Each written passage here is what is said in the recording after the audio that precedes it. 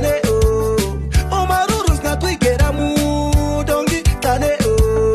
Horabare, horabare, dongi tane horabare. Horabare, horabare, dongi tane horabare.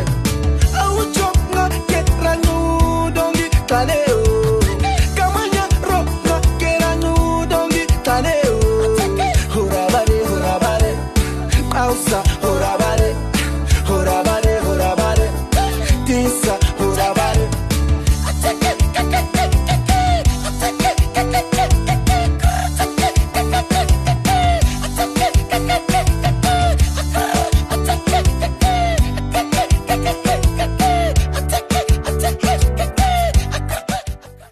It's another day and another Sora. Top of the morning to you and yours, and welcome to this special broadcast. We're coming to you from Otjozondjupa, which means the beautiful place, as we gear to listen to Governor James Werikwa as he delivers his fourth State of the Region address, accounting for the state of affairs here in the region, of course, over the past year, the past financial year. And now, of course, before we get into that particular and very important aspect, as has become customary with these productions, we do have a number of analysts in the studio here to help us understand just how things are here in the Otjozondjupa region. And of course, to my left, I have Ms. Christine Fotolela, who is an educator as well as an economist here in the Otjozondjupa region, based in Otjozondjupa. Very good morning to you, Christine. Good morning, sir. How are you doing today? I'm good. How are you? I'm great, thank you. We also have, of course, Mr. Ali Pojo Shikongo, who is an entrepreneur here in Otjozondjupa as well, joining us to understand things better as far as business is concerned. Ali, very good morning. Thank you for joining us this morning. Thank you. Morning. Of course, let's get into it. Firstly, before we continue with our conversation here, we did, of course, take to the region to understand what people feel as far as development is concerned, and perhaps the number of challenges that they would like to see addressed. And this is what they had to say. The things we want in Otjozondjupa is youth employment. As a result of unemployment, the youngsters are breaking into houses while we're sleeping and stealing everything, including chickens and doves.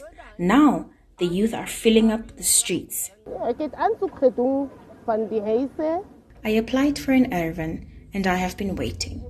When I go inquire, they tell me there are no ervens and I should wait. Or sometimes, they tell me the land has not been serviced. I have been waiting until now. I grew up here and attended school here. I am unemployed with 4 children. The development in Otjozondjupa is very difficult. We are facing big problems as there is no work for us young people. When new shops open, people from other towns are employed. The improvement we want is universities in Otjozondjupa for us to go study, because there are very few study opportunities. In Otjozondjupa, we have a problem with the condition of the roads, and we would like the roads to be repaired. Meanwhile, due to the changing weather conditions, we also experience electricity and water issues. The main problem that we have that needs serious attention is the lack of vocational institutions like VTC or NEMT that are not in Otjozondjupa. If we look at the Grootfontein constituency where I came from, there is not even a COSDEX center. If there was one, I would have not come all the way to attend COSDEX in Otjozondjupa. And now I am currently doing 2 levels here before migrating to Okakarara, Rundu or Windhoek for further studies. And that's all we need from my side. We have a problem with the youth that drops out of schools and start hanging around bars in Otjozondjupa. Parents in Otjozondjupa don't look after their children, letting these children to be in bars frequently. I would also like to request on the construction of the T road between Otjozondjupa and Okakarara, because currently that gravel road is the cause of a lot of accidents and fatalities. I am not happy at all with things going on in the Otjozondjupa region, especially in the Okakarara constituency. We are suffering here because of the introduction of the prepaid water system due to the fact that we all don't have the same source of income. We are surviving from tenders. The other main challenge we are facing is the allocation of events by the local authority. We are not allowed to arrange for monthly installments, but rather requested to pay in full. Shops in Okakarara are not even enough, as they are sometimes running out of stock. Those are the challenges we are facing here. We need some improvement, seriously. Starting from Chinene have everything. Chinene started behind Okakarara. But now as you can talk, as we are speaking right now, Chinene got ShopRite and also Hungry Lion. Yeah, which is a shopping mall for Chinene. Okakarara, people are just playing with hands and heads. They are not doing, there is no action in Okakarara. People are just saying, yeah, we bring development, but nothing, no development, totally no development in Okakarara that's going on. I don't know what's happening. The drains are also overflowed. There is no help that we got since now, maybe from January. The drainage are just overflowing the whole town. What do our councillors do? Even if his term comes to an end today, what has he achieved? The tier roads were promised, but nothing is happening. The gravel roads are not maintained. It takes them months before any maintenance. We are really tired of these issues. We are clueless on what to do next. President Hake Keingop, please hear our plea and advise further. You are only in Windhoek and don't realize the pressure we are facing in Okakarara. Towards the education system, schools don't accept learners mid-year simply because the school is full. How can the school be full? Why don't they add new classes or build new schools, as the mayor have promised us for the past 3 years? We don't know what's happening in Okakarara. Our leaders don't take us, the youth, seriously. They are giving tenders to the same companies that keeps employing the same people. That is why the crime rate in Okakarara is high, due to the youth being unemployed. The other thing is the non-allocation of plots by the local authority to the youth. Plots are only given to the wealthy people. When we as SMEs apply for plots to grow our businesses, we are told a lot of stories that the plots are not serviced. Our youth are not well acknowledged, forcing them to be involved in drug abuse. We are really struggling in our Okakarara constituency.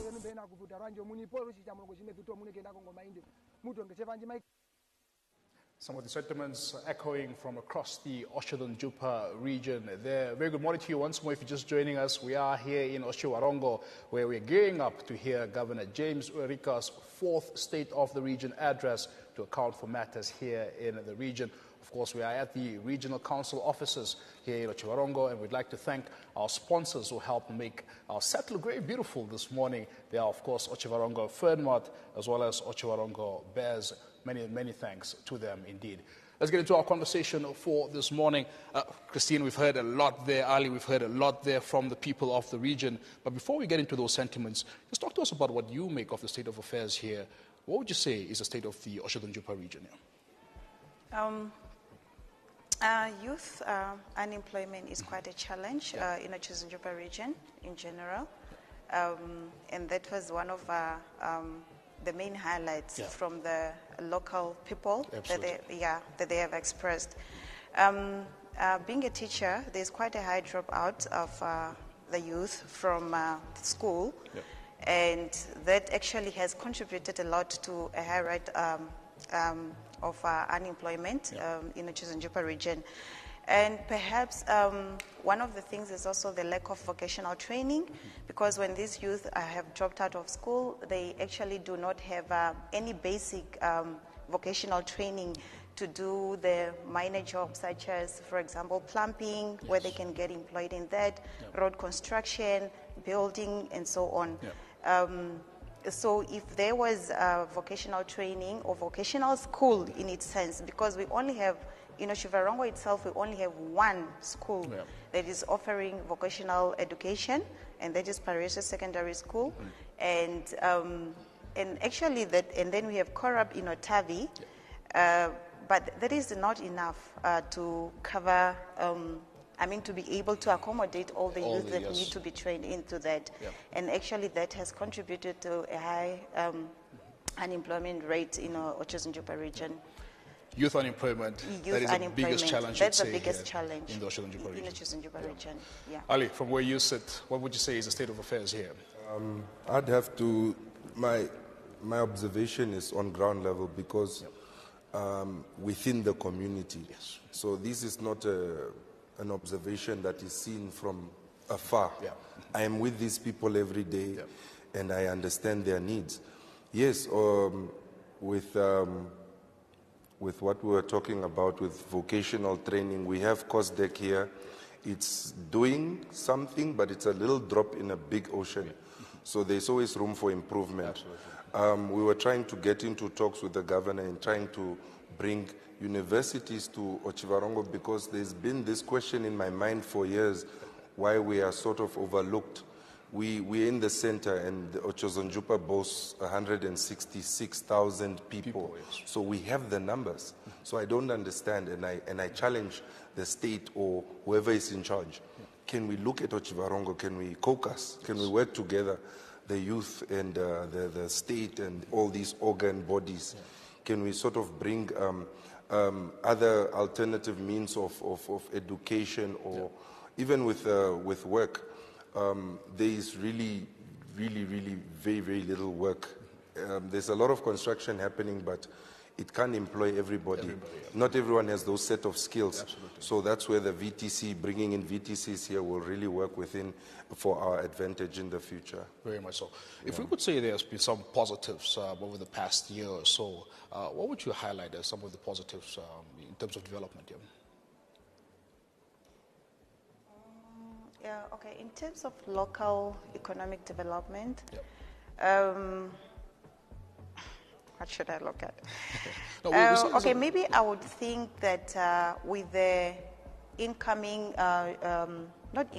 with the extension of the shopping mall, where we have had so many shops that is added to the shopping center that we have, it has actually employed a number of youth, managed to get employment there. The spa that we are having, the KFC, there's so many service stations that we have. They have actually managed to employ a number of youth within the region. Fantastic. And then also looking at in terms of the road, which was highlighted as well. Yes, the conditions are bad, but I feel like they are trying, because looking at the Otjozondjupa region, or Otjozondjupa specifically, we get a high rate of rainfall, and it becomes, the timing is very short from when the rain stops, and then from there to start doing the construction of the roads. I feel like there's still more that needs to be done, but I think they are trying in terms of road maintenance. Very much indeed. It is bad, but they are trying, but more has to be done. They need to come up with a strategy of how they can do it better and faster. Interestingly enough, Ali, Otjozondjupa and Walvis Bay are hailed as perhaps some of the towns that are doing very well as far as housing and land delivery is concerned. We know Otjozondjupa has a population of close to 30,000 people, some 28,000. Obviously, there's still some challenges. There's still a bit of a backlog. But you yourself, as an entrepreneur, of course, venturing into this industry as well. Yes. How would you describe things here? I would say we heard from one of the people that were interviewed that they've applied for plots and they've been waiting. They've been on a waiting list. Yes. There is a list by the municipality there. They're doing a very good job at servicing certain plots. Of course, people are going to have that opinion that I've been waiting for years, but if you have to look at it in retrospect of backlog, there's so many other people. And I think instead of bashing the state or bashing the municipality, I would say let's work in harmony. Let's come up with ideas. Maybe we could also subsidize, get a certain portion of land that is subsidized, that these people can afford. Because not everyone is going to afford a $200,000 plot. That's right. And building costs on top of that is more than double. Exactly. So I would say we're getting there. We are getting somewhere.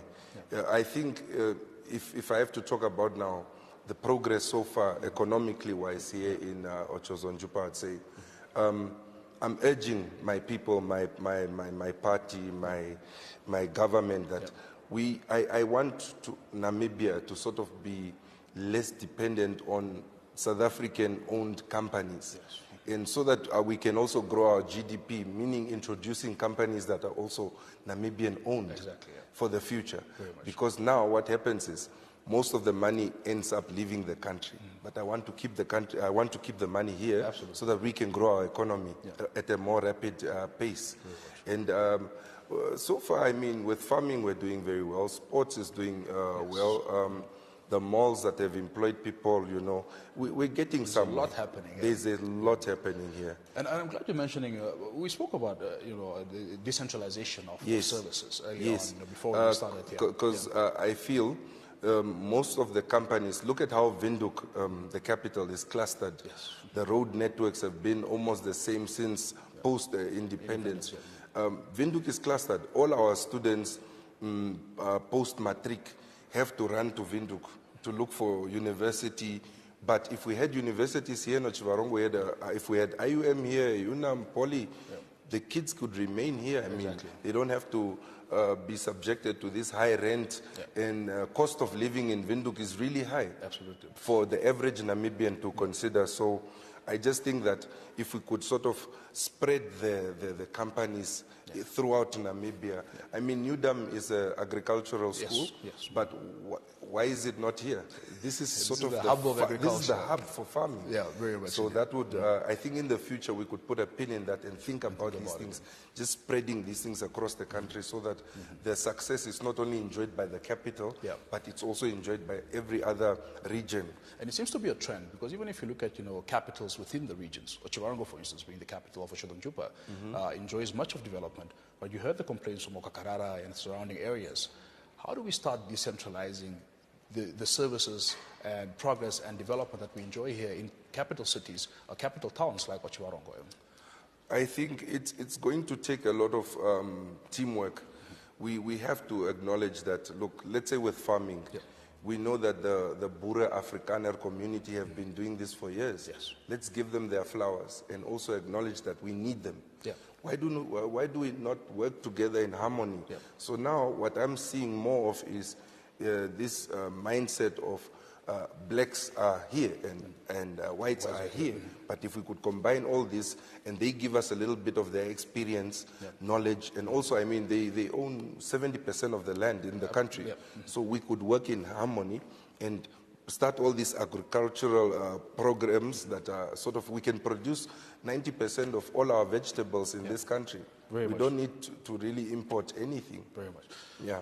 Christine, of course, we heard, the concerns around school dropouts, the lack of schools and lack of school placement, etc. You're an educator yourself. Exactly.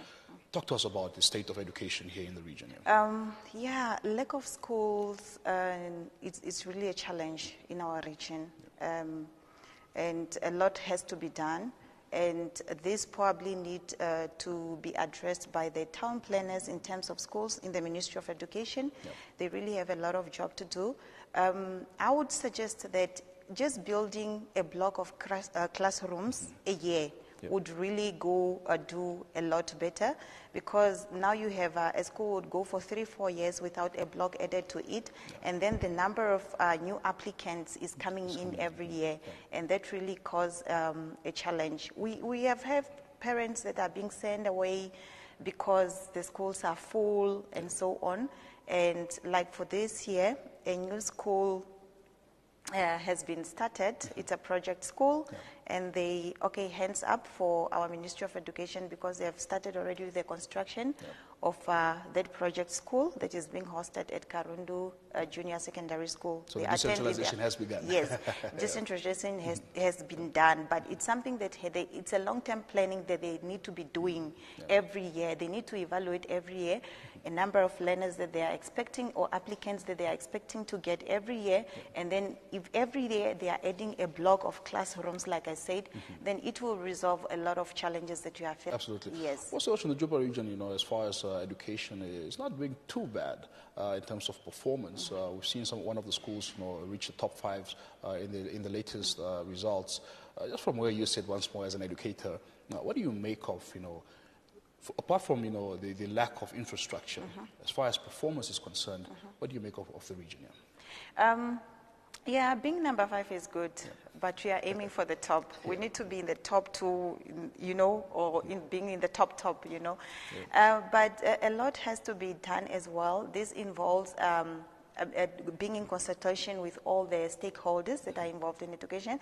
That is now the parents, the teachers, the learners, and the community at large, which becomes a challenge, because nowadays with social media and all those things, it becomes really a challenge, because even if we involve all the stakeholders, the parents, the community at large, and so on, this learner as part of the stakeholder also need to be engaged, but they are disoriented with a lot of distractions when it comes to social media and all that. So education actually becomes 3rd or 4th of their priorities. So I think a lot need to be done in terms of sensitizing the learners on the importance of schools and everything, so that we can be able to perform. Absolutely. Yes. For Ali, we know that, with this State of the Region addresses, the economic advancement pillar under the Harambee Prosperity Plan is a very important one. I want to hear from you, as an entrepreneur here in the region, what do you make of the state of doing business in the Otjozondjupa region? How feasible is it? How conducive is the environment here? The environment is very, let me say, profitable, but it's okay. We're surviving. We've survived COVID. Post-COVID, financials didn't look so well. A lot of business owners that I know didn't make it. But I believe in the silver lining. I don't like to be sort of pulled into this conversation or narrative that everything is negative. I like to always see the positive. Absolutely. What can we do? We're talking about schools need extra blocks or to accommodate, or just to avoid that scourge of parents being sent away with students. How can we get that money? We are surrounded by mines. B2 goals, social responsibility. Every company has a certain percentage that they can contribute. We can request these funds and use these funds correctly. If they are used correctly, we can build schools. Throughout this region, throughout all the other regions, there are so many companies raking in billions, from even the old Hiver and List group, the breweries. They make billions off the people. So why can we not get a certain margin back? Just, that's private equity, that's private funding. We can tap into this and see if we can, get something. But now back to business. It's been tough. I would be lying if I said it was easy, but we're doing our utmost just to maintain now, because now we're just trying to, even the advice I give most of my fellow entrepreneurs is, instead of complaining and saying, no, the government is not doing this for you. Yes, I think Honorable Hage Geinkop also said at some point that the state cannot employ everybody, unfortunately. We need to become employers. Yes, because the system is bloated. So we, the entrepreneurs, have to come up with this. I would suggest for something like regional think tanks. Instead of just having one think tank in Windhoek, can we have one in every region where entrepreneurs and economists, teachers sit down with local leadership and sort of come up with a dialogue or some sort of sketch of what do we want to do for the region. We can involve the police as well, because the misconception was, even for schools, is we were told to excel. But not all of us are academically gifted. But then if we could go to schools and give these sort of talks and encourage the students that even if you don't make it for university, there is this other way for you. Business could do a lot for Namibians. Absolutely. I mean, we see foreigners coming in and doing very well with the cooker shops, with what.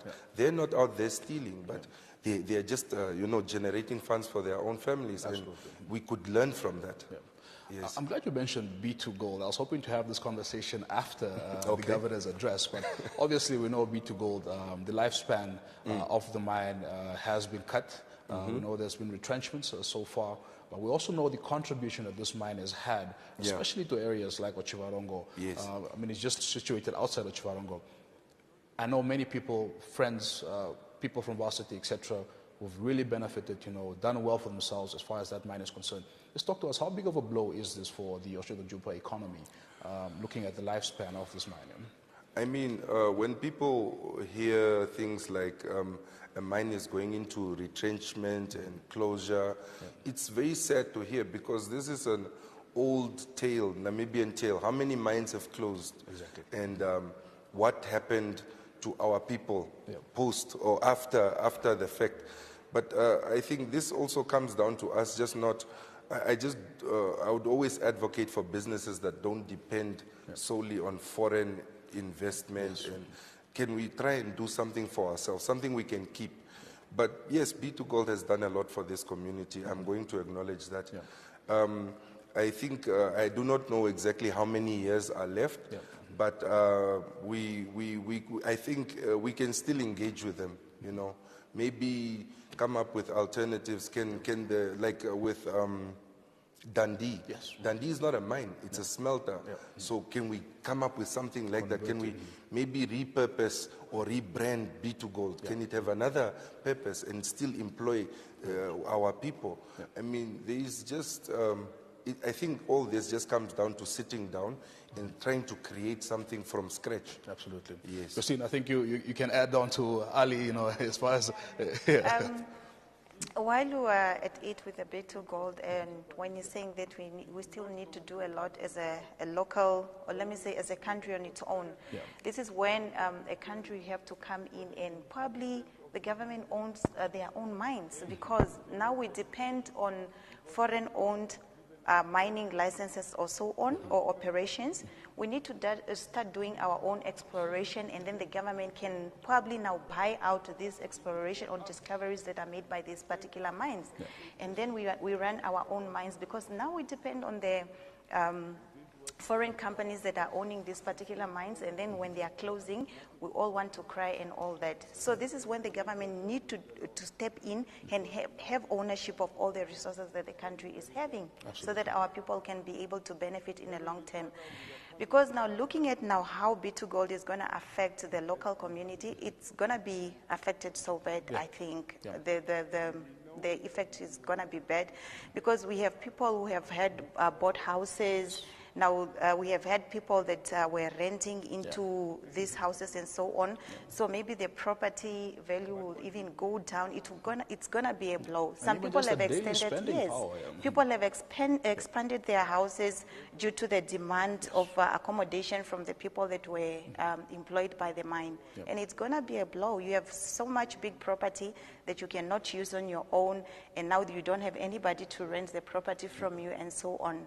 So, and even just on the local economy in terms of the buying power and everything, so many retailer shops that you are having here were dependent on it, and the spending is going to go down. And in the long run, they still have to go and retrench some people, because they don't need them anymore, because the demand has also gone down. So it's going to be a blow. And where do these people We are just hoping that something comes up, or a new discovery of the gold from B2 Gold maybe comes up, and then it's going to save us. Very much. Yeah. Ali, But also to add to that, our region is blessed with land. We could always look into other avenues of revenue. Manufacturing is one thing that still puzzles me, why we are not yet there. I know it's step by step, and we need to address the right authorities and the right powers to Value, get something like that. value addition in its entirety. Yes, is like something I'd like to we say. talk about, there are no companies here. We could have a company here that just produces toilet paper and employ 5,000 people easily. I mean, I think, again, going back to just working with the people that have the relevant experience, we have to acknowledge that the German, the white community, they do bring a lot to the table. And I feel like if we sit down and we sort of engage, we could come out with a lot of positives. Because the land that is surrounding Otjozondjupa is dormant. It's like it's not having a use. But if we could use this land to come up with manufacturing plants, we could, like, basically, let's say Ramatex. You take Ramatex and you rent it out to 20 entrepreneurs, each one with a bay. It has a purpose. It can employ people. But now just having land and it's standing waiting for some multi-millionaire to come and buy and build himself something extravagant. I mean, what does that say? I'm just trying to sort of brainstorm here that we could come up with other things that sort of generate revenue, that can employ people.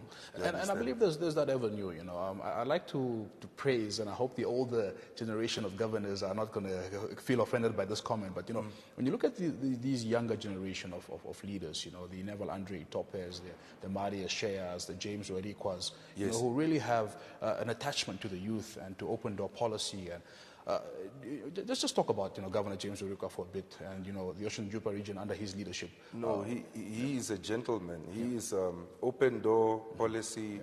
You can engage with him.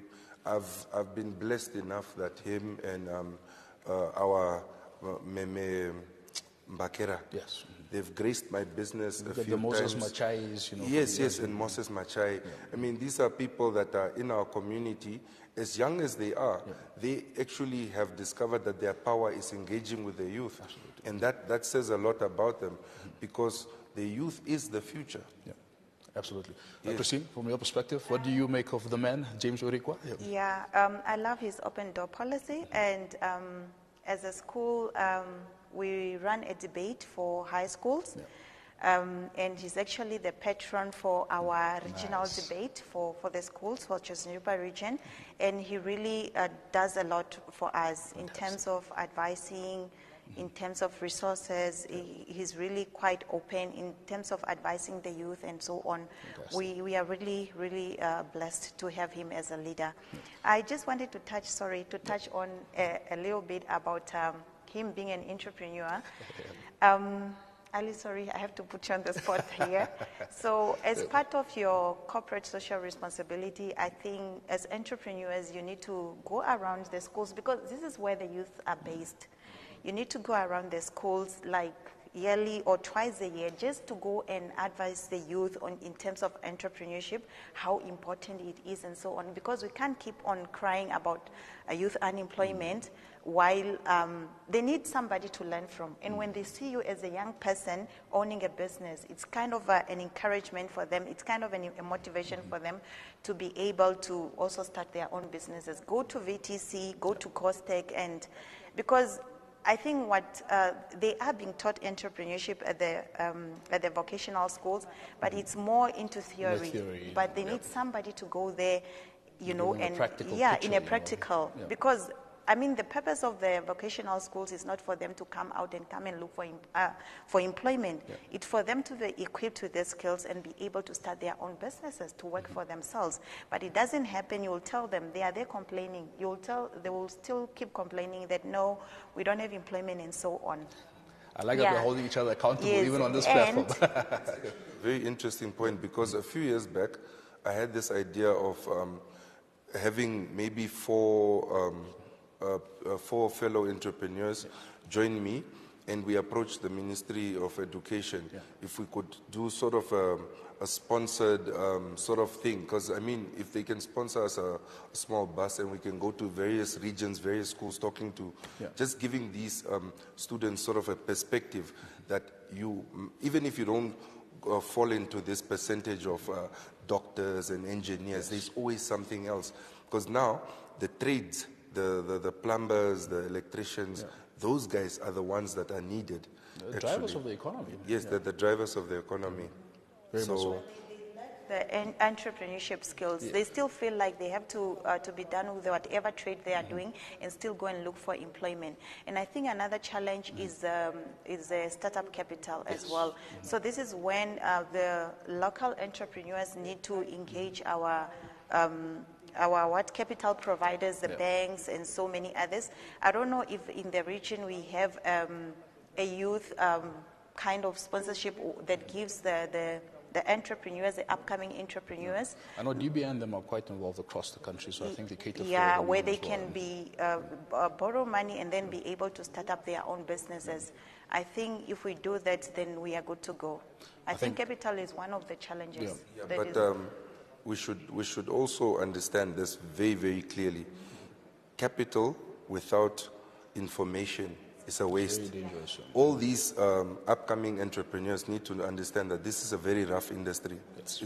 You're going to have months where your doors are just open because you have mouths to feed, you have employees under you, but you're not really making that much profit. They need to understand that there's seasonal businesses, there's trends that come in, you will have competition. So there needs to, if we could create sort of a workshop to give these entrepreneurs and upcoming business people sort of education and for them to understand how the banks work, how financials work, having your books always, having like also maybe a representative from NAMRA come in, because a lot of people right now are having an issue with NAMRA. Because you own a company for 8 years, and then when you go check, you get a letter from NAMRA saying you owe them 400,000. But you haven't made any profit yet, unfortunately. Exactly. So you'd have to find a way to make those payments. I understand the Governor is almost ready for us, but before that, let's quickly talk about your expectations for the State of the Region address. Christine, what would you like to hear from the Governor in his speech here? Address actually the issues that the community or the Otjozondjupa region is facing, and also maybe come up with the amicable solutions that will be able to, resolve all the issues, the problems, social aspects, economic aspects that the whole region is actually facing. But specifically, the youth unemployment that you spoke about, and then the lack of school spaces that you spoke about, and then the vocational schools, the universities that you spoke about. So passionate about education. Yes, I'm very much passionate about it. Education is the future. Absolutely. Yes. Ali, what would you like to hear from the Governor in his address? My expectations are fairly normal because I understand that change doesn't come overnight. True. So I don't expect him to say he's going to save the world today. But we could come up with steps, with crime, that is, crime is fed directly by unemployment. So how do we tackle unemployment? Can we open certain companies? Can we do something here locally that would help alleviate these issues like this high crime rate? Can we come up with something, maybe a company that is employing the unemployed youth and fixing the roads? Can that be a solution? Absolutely. Can these kids be given a salary to just, help patch up these potholes and stuff? Much. We hope that the Governor will, of course, speak to those issues. We understand he is ready. We'll continue our conversation after his address. Thank you so much. That's Christine Fotolela as well as Ali Shikonga, our analyst for today, just talking to us about affairs here in the Otjozondjupa region. Governor James Urikwa is ready to, of course, deliver his fourth State of the Region address, accounting for developmental issues here in the region. And we now cross over to him for that address.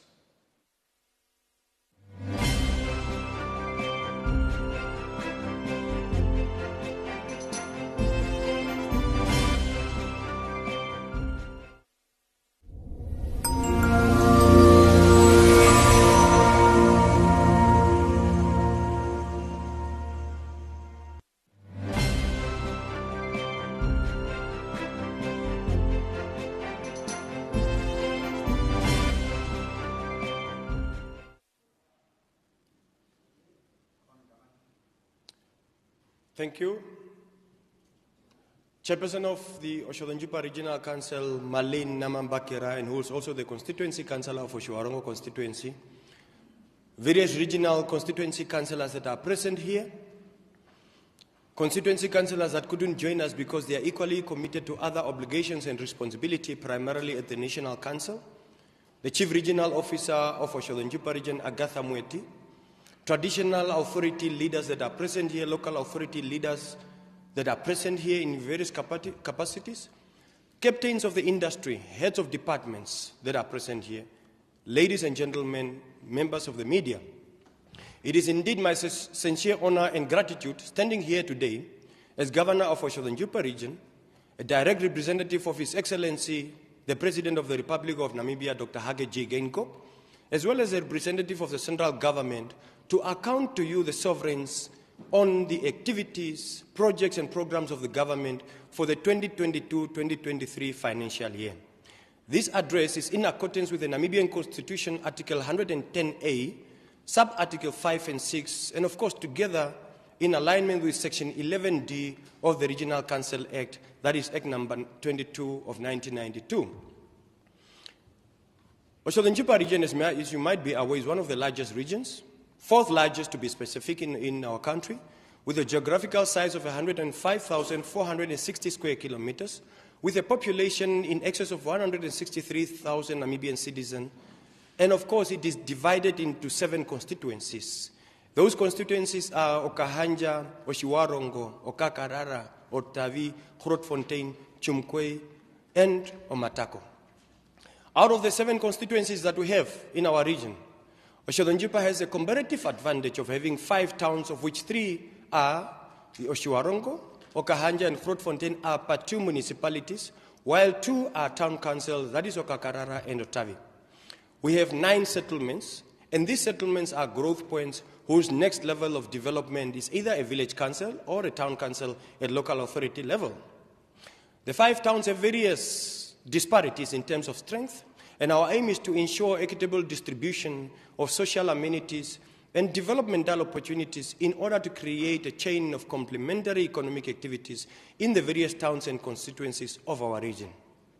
My State of the Region address, which is your State of the Region address as sovereigns of this region, will be in alignment to Vision 2030, National Development Plans, the Harambee Prosperity Plan number 1 and 2, that is further fragmented down into the 6 pillars.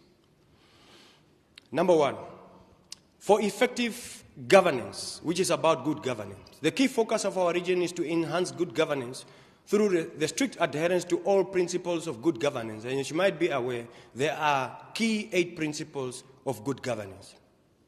One key principle out of that is to embody a participatory approach to ensure that every sector, whether government or private, is part of the synergic efforts of prompt, effective, and meaningful yet sustainable service delivery within our region.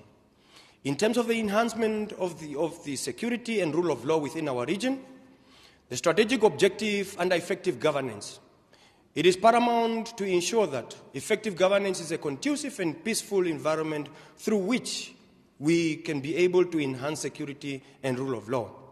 Having said that, the Ministry of Home Affairs, Immigration, Safety and Security, through its law enforcement mandate, has successfully, to date, executed 10 joint operations, both nationally and regionally. Out of those 3 are directly impacting our region, through, and of course with other various stakeholders during the 2022-2023 financial year. In addition, the Namibian police recorded the following cases that varies from criminal, fraud, commercial, and poaching crimes. At Oshiwarongo, criminal case number 6105-2021, fraud. 1 suspect was arrested at a local financial institution known as Nedbank Namibia for transferring money amounting to 320,158 Namibian dollars from a customer's account. The money was recovered. However, later the charges were dropped against the perpetrator due to various reasons. At Okakarara, within the Okakarara constituency, robbery, assault with grievous bodily harm, malicious damage to properties, it occurred on March 2022 at Okakarara Save More Wholesalers. Victims were held at gunpoint, at knife and panga point, but suspects who demanded for cash, and an amount of 188,646 Namibian dollars was stolen. 2 suspects were arrested. An amount of 48,250 Namibian dollars was recovered. The investigation continues. at Oshiwarongo, armed robbery. 31st December 2022 at around 1800 hours at Otjozondjupa farm in Oshiwarongo district, a female victim was held at gunpoint and suspects demanded cash. The suspects ran off with valuable items to a total value of 504,515 Namibian dollars and 18 cents. No arrests have been made to date, and the stolen items haven't been recovered, and of course, investigation continues. In terms of the law enforcement, to date, 5,811 total summons have been issued out with a combined value of 6,257,515 Namibian dollars. Total number of arrests based on drinking and driving charges, 1,420 people have been arrested. Total accidents, fatalities that are reported, 14. Total people arrested on warrant of arrest, 139, and a total amount of warrants of arrest amounts to 162,107 Namibian dollars. Going forward, in terms of road accidents, as you might be aware, our region is a transit and of course permits 9 other regions to transit through our region, not to talk of our international colleagues and partners and neighbors that are transiting through the region. Accidents in our region has been one of the biggest challenges. Along the B1 road, primarily between Okahanja and Oshiwarongo and Otavi, which is the hotspot of our region. The region has since established what you call a Road Safety Regional Forum that is aimed at coordinating road safety and programs within the region to ensure that we combine in synergical format our efforts towards curtailing and cutting any accident-related matters, and of course for joint cooperation of resources. I am happy today to inform you as sovereigns and the Namibian nation at large that indeed we have seen a tremendous decrease in road accidents in key hotspots of our region. The last festive season of 2022, that is December, have recorded less road accidents than usual in our region. This is due to the efforts of this forum. Thus, we must be able to upload such a forum and capacitate it going forward. However, incidents of traffic offences are still rampant, with the main causes being overspeeding, those who like to put foot on the pedal, failure to respect road traffic rules, drinking and driving, among others. In terms of the protected natural resources and wildlife species, 3 Namibian males were arrested and charged and released on bail for hunting of specially protected game species, which is a plain zebra, which was valued at 5,000 Namibian dollars. A Namibian male was arrested for being in possession of python skin, 15,000 Namibian dollars, while 2 others were arrested for being in possession of leopard skin or specially protected game valued at 30,000. People are even stealing pythons and moving around with python skins for whatever reason. Today, at Oshiwarongo, 2 Namibian males and a Chinese national were arrested for harvesting, removal, transportation and possession of protected plants without a permit. And in similar case, 2 Namibians and an Angolan national were also arrested for being in possession of protected plants. Furthermore, 2 Angolan nationals were arrested for contravention of Section 50A, Ordinance 4 of 1975, which is being in possession of pangolin skin, which was valued at 50,000 Namibian dollars. And in other case, a Namibian was also arrested in possession of the same skin, valued at the same amount, which is 50,000 Namibian dollars. The police is not sleeping and doing its level best to ensure that they put an arrest to these whole criminal cases. Now, as you might be aware, your region, which is Otjozondjupa, is the highest in numbers of livestock in total comparison to other regions, and also the total number of livestock per capita. And this doesn't come up without challenges. One of the key challenges that is threatening the welfare of our livestock sector is cattle theft. To date, a total loss amounting to 2,979,060 Namibian dollars, which involves a total of 289 cattle, 13 slaughtered carcasses and dry meat, was recorded. In terms of small stock theft, to date, a total of 369 goats and sheep that are valued at a total value of 605,000 Namibian dollars were apprehended. The police further arrested, out of all these cases, and charged 47 suspects for hunting of various game species and livestock, and police investigation in these matters continues. I would like at this juncture to caution perpetrators, criminal enthusiasts, that indeed in Otjozondjupa there is no corner where you will be hiding. The long arm of the law will catch up with you.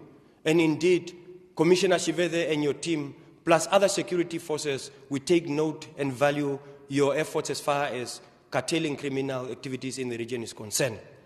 And on top of that, I would like you to urge the security cluster, work closely with the local farmers anti-crime unit that are aimed at curtailing livestock theft.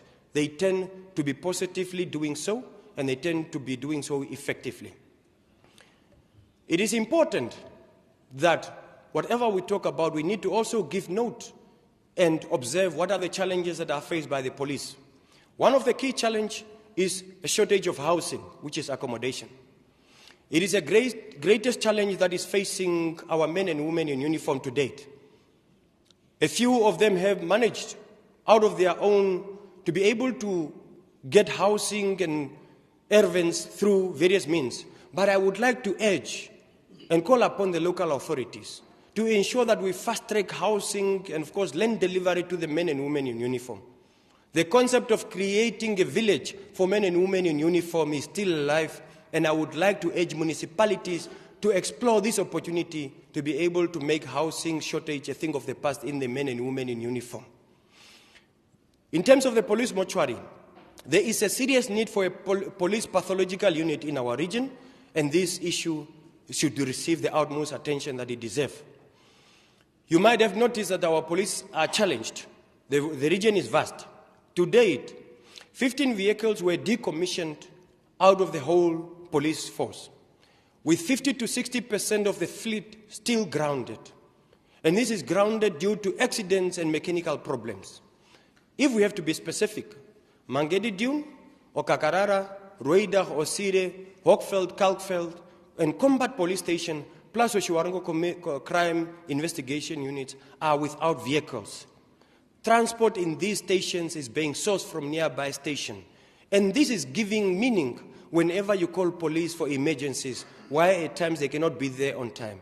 And as a result, I'm calling upon all stakeholders, and of course the whole region at large, let us try to find police halfway while they are trying their level best in executing their responsibilities.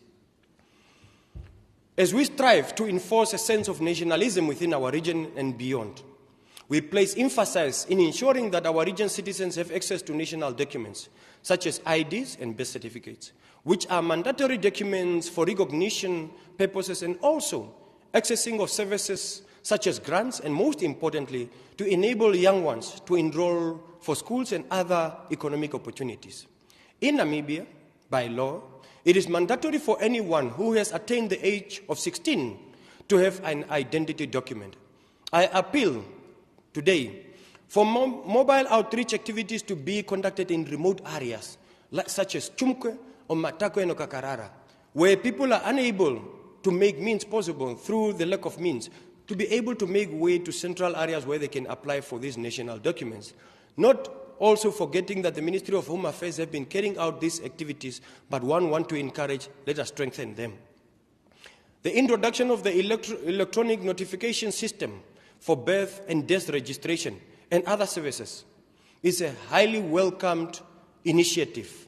And to date, 9,507 births were registered, while 10,318 identity documents were registered for the 2022-2023 financial year. However, during the same period, the region recorded 4,828 uncollected IDs. We apply and we don't collect them. I urge the public and those who have applied for IDs, go to the nearest office of immigration and office of registration and ensure that you collect your IDs. And equally, the ministry, do everything and anything possible to try and reach out to these people, because not everybody have resources to travel to collect their IDs. If need be, advertise wherever possible. I must indicate at this juncture the issue of statelessness. As you might be aware, there are a lot of nationals that are coming from Angola that are roaming in our streets and various towns, which is a serious cause in terms of security. but we need to see how best can we be able to curtail this situation and address the issue of statelessness. Moving forward, the Anti-Corruption Commission has been at the helm of ensuring a corrupt-free region, in line with the implementation of the National Anti-Corruption Strategy and Action Plan of 2021 to 2025, as commissioned on the 19th of December 2022 by the Right Honourable Prime Minister. At the regional level, I must indicate myself as governor of the region. I am a chairperson of the Anti-Corruption Commission at regional level. And it is a task that I'm taking with seriousness. And indeed, we are on good track as far as tracking those that found to be wandering is concerned. Today we have held a number of meetings, and these meetings seem to be successful, and we are moving forward. The Regional Forum aims at reviving the implementation of the National Anti-Corruption Strategy and Action Plan, while also serving as a critical platform to discuss issues of governance, ethics, and corruption in the region. That's the reason why I urge all stakeholders who are members of this forum to take this issue seriously and participate. In order to create awareness and enforce ethics, a total number of 206 public servants today, such as the police, teachers, health workers, and the youth in general, were trained in the region. In addition, school councillors of the region were also trained on the Anti-Corruption Commission educational manual. The ACC, however, faces challenges in executing its duties and mandate, mainly the withholding of information of corruption practices by possible witnesses for fear of victimization. In the fight against corruption, we still face a challenge as far as public doesn't provide equitable information. You will be protected as a whistleblower. You are urged to come forward and provide information that you have of allegation of corruption and related cases. This, I'm calling you as public to live up to the motto of the anti-corruption, which says, be part of the fight. Don't be an idle spectator that is only complaining on social media. Come forth with information, let us follow leads, and you will be protected as a whistleblower. One of the prime dangers to effect governance are evils such as corruption and red tape in service delivery. As a responsible region, we condemn the misuse of government officers for self-beneficiation through deliberate sabotage of service delivery or delays thereto, because we are aware that this might lead to soliciting of favors and corruption. It is a tendency, especially within government officials, that delays, some unnecessary delays, will lead to misinterpretation of it being misconstrued as corruption. Every service, especially in government, should be rendered freely, timely, without any conditions attached, so that as a region we can uphold the principles of good governance, transparency, accountability, consensus-oriented effectiveness, and integrity. On economic advancement, our region is located centrally and strategically, and of course it boosts various minerals and natural resources opportunities as far as economic integration is concerned. Our economic strength and activities are driven by the mining sector, agriculture, and tourism, and as well as supplemented by various business ventures within the region. Otjozondjupa region positions itself as one of the major contributors to the national gross domestic product as well as the local economy. We boost of abundant and quality organic and natural grown meat sector, which is free of GMO both in commercial and communal areas. To date, our region is rated to have a total of 796,948 livestock. That includes cattle, sheep, and goats, making our region the highest in terms of livestock numbers. In efforts to maximize on the livestock sector in terms of the region's intends to invest, we tend to invest in local value-added facilities so that Namibia can benefit from the byproducts and value chain activities to create the much-needed employment. In the same vein, we have launched what you call the Meat Festival concept, which is a concept that aims to promote, celebrate, and appreciate the contribution of the meat industry to our GDP, nationally, and of course regional economic development. On the mining sector, our region is blessed to have 6 mines And these 6 mines are mining various underground natural resources. That is stemming from B2 Gold, that is mining gold. That is Trigon Metal, that is located in Combat, mining copper. We have Okanyande Okorusu Graphite Mine, mining graphite. We have Otjozondjupa mine, that is mining manganese. And of course, we have the 2 giants of cement being Chita, which is also known as Whale Rock, and as well as Horongo, which is all both mining cement. As you might be aware, natural resources of this nature are key contributors to our national economy. But today we have noticed adverse developments within the mining sector, whereby labor relations are becoming a daily concern to our region. There have been layoffs and retrenchments. You might be aware that lately B2 Gold have announced a retrenchment of various staff members, and that have caused a serious cause of concern within the staff members. Recently, as 3 weeks back, the Okanyande Graphite Mine, located just a few kilometers from here, also indicated its intent to lay off all its employees. It is a critical concern to us as leadership of the region, because when people are employed, they are not only there as statutes, but of course, hope is created, expectations are created, but one day that you just wake up and say, I will retrench you, it affects societies, it affects community, it affects those people. I urge our mining sector to be very sensitive when it comes to labor-related matters. It is indeed important that the Ministry of Mines and Energy plus the Ministry of Labor should work together to safeguard the workforce in the mining industry. We call upon the mining sector to pay serious attention and adhere to the provisions of the Local Labor Act. That is Act number 11 of 2007, in ensuring that indeed all labor-related matters are safeguarded. The employees in the mining sector must not be exploited, but rather safeguarded, because they are the driver of the economy. In terms of business and trading activities in our region, the Ministry of Trade and Industrialization is at the center of it. It is mandated to develop and manage the regulatory framework of economic promotion and development.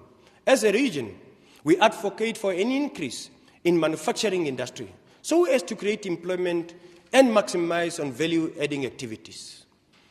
In terms of the agricultural sector, which is, of course, the second economic driver of our region, you might be aware that 70% of our regional inhabitants are dependent primarily, either directly or indirectly, on the agricultural industry.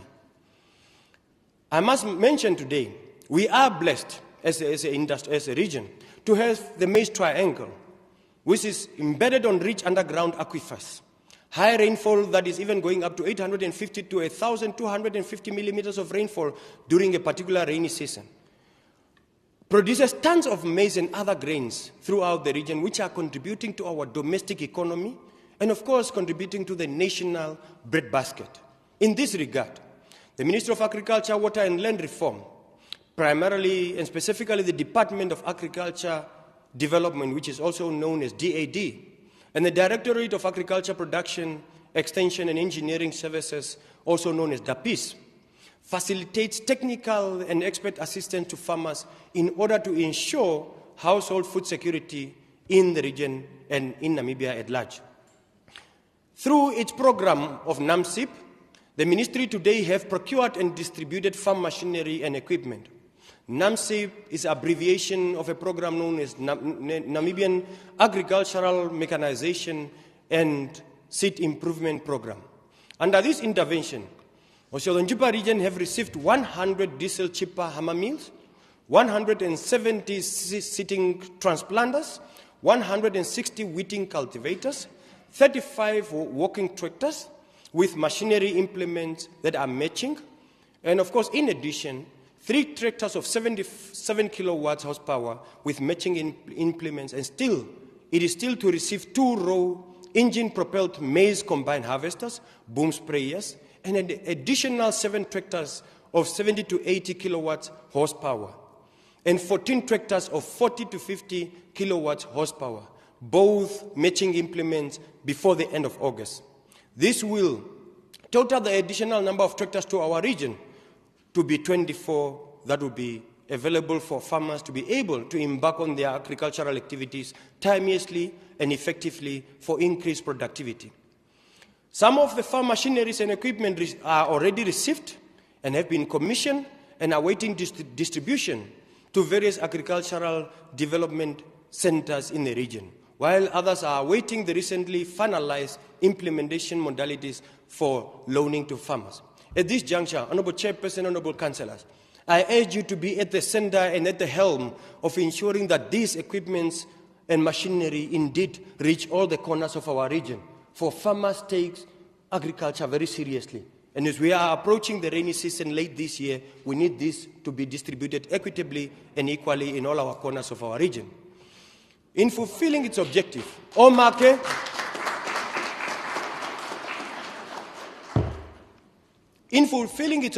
of employment creation opportunities, the Ministry is seeking for 30 contractual farm machinery operators from the region who will be undergoing an intensive training to operate the above-mentioned machineries in all constituencies. Equally, Honourable Councillors, this is an opportunity for those that are able and capable and are qualifying to be given these opportunities. Go out there and ensure that these 30 are indeed coming from your constituencies, equitably and equally distributed. These are opportunities. It is important that we take this opportunity seriously. And I must mention that this advert is already running and it will be closing on the 23rd of July. So you are only having less than a week to take this opportunity seriously.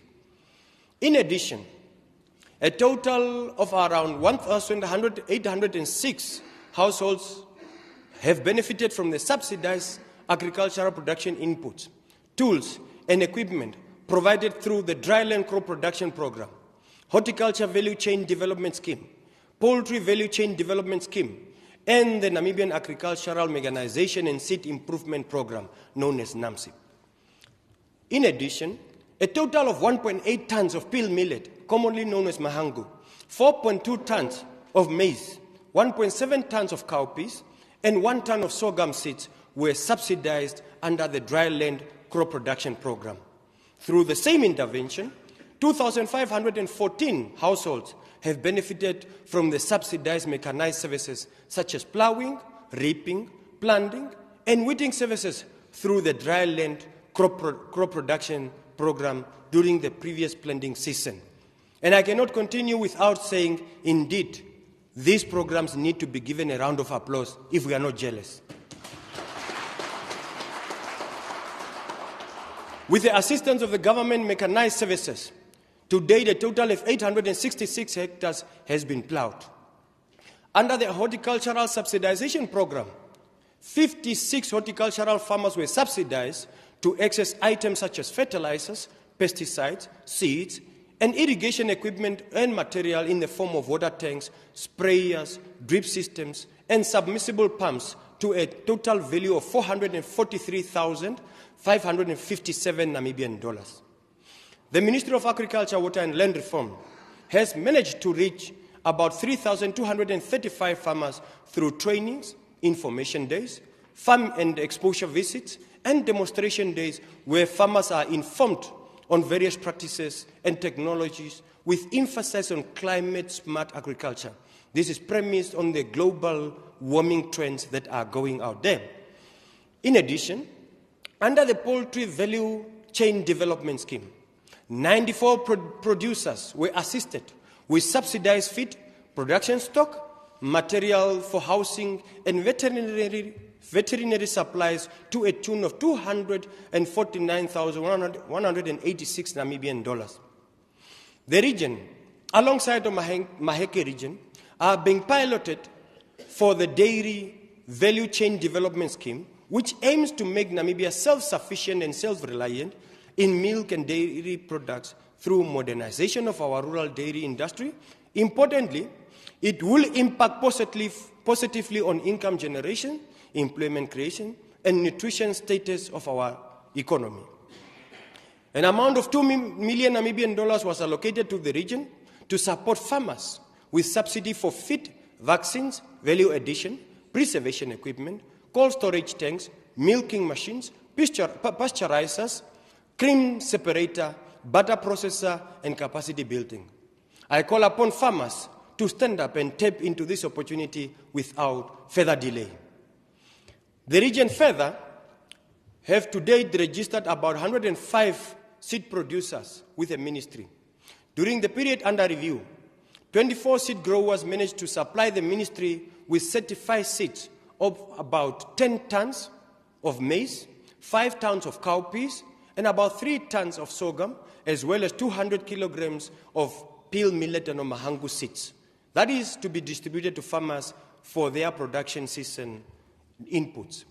The ministry, under the Department of Land Reform, in execution of its land redistribution responsibility, has so far acquired 3 farms, which were further subdivided into 7 subunits. And out of the 7 subunits, the total combined value of these 3 farms is sitting at 29,537 Namibian dollars, $194.46, with a combined size of 11,000 hectares, 11,995 hectares. That was acquired in 2022-2023 financial year. These farms were further subdivided into 7 farming units, and out of the 7 farming units, 2 beneficiaries were resettled from our region, and 5 were, of course, from across Namibia. I must make mention, I am a chairperson of what you call the Regional Resettlement Committee, which is responsible by law for recommending potential beneficiaries to what you call the Land Reform Advisory Commission, which further sits and peruse through the 14 regional applications, and out of that, select the best applicant and recommend further to the minister. It is important for me to make mention of that, because resettlement is not done at the regional level, but at the national level. And our responsibility is to facilitate and recommend further. And as a result, the final decision doesn't lie with the regional resettlement committees. Otjozondjupa region to date, out of this very committee, have received a total of 1,685 applications, which we have recommended to the Advisory Commission. And out of those, we managed to get 9 applications approved and allocated by the minister. The 9 successful applicants are 4 female beneficiaries and 4 male beneficiaries to live up to our gender parity principle. And of course, one of them is a cooperative in Grootfontein area. The received applications, as I said, were recommended to the minister through the commission, and the minister has approved those 9. To date, we also have received that 2 other units were re-advertised and allotted to 2 beneficiaries from Otjozondjupa region. It is my sincere plea to the Ministry of Agriculture, primarily the Land Reform Department, that indeed the land distribution matter is a serious and sensitive one. We need to accelerate the process of land delivery, considering the historical backgrounds of our regions. Most of the productive land is in the private hands, and there is no room for expansion. What we are left with is a small communal area. So the already existing programs are overstretched. When resettlement opportunities are available, attention should be given to those that are in need.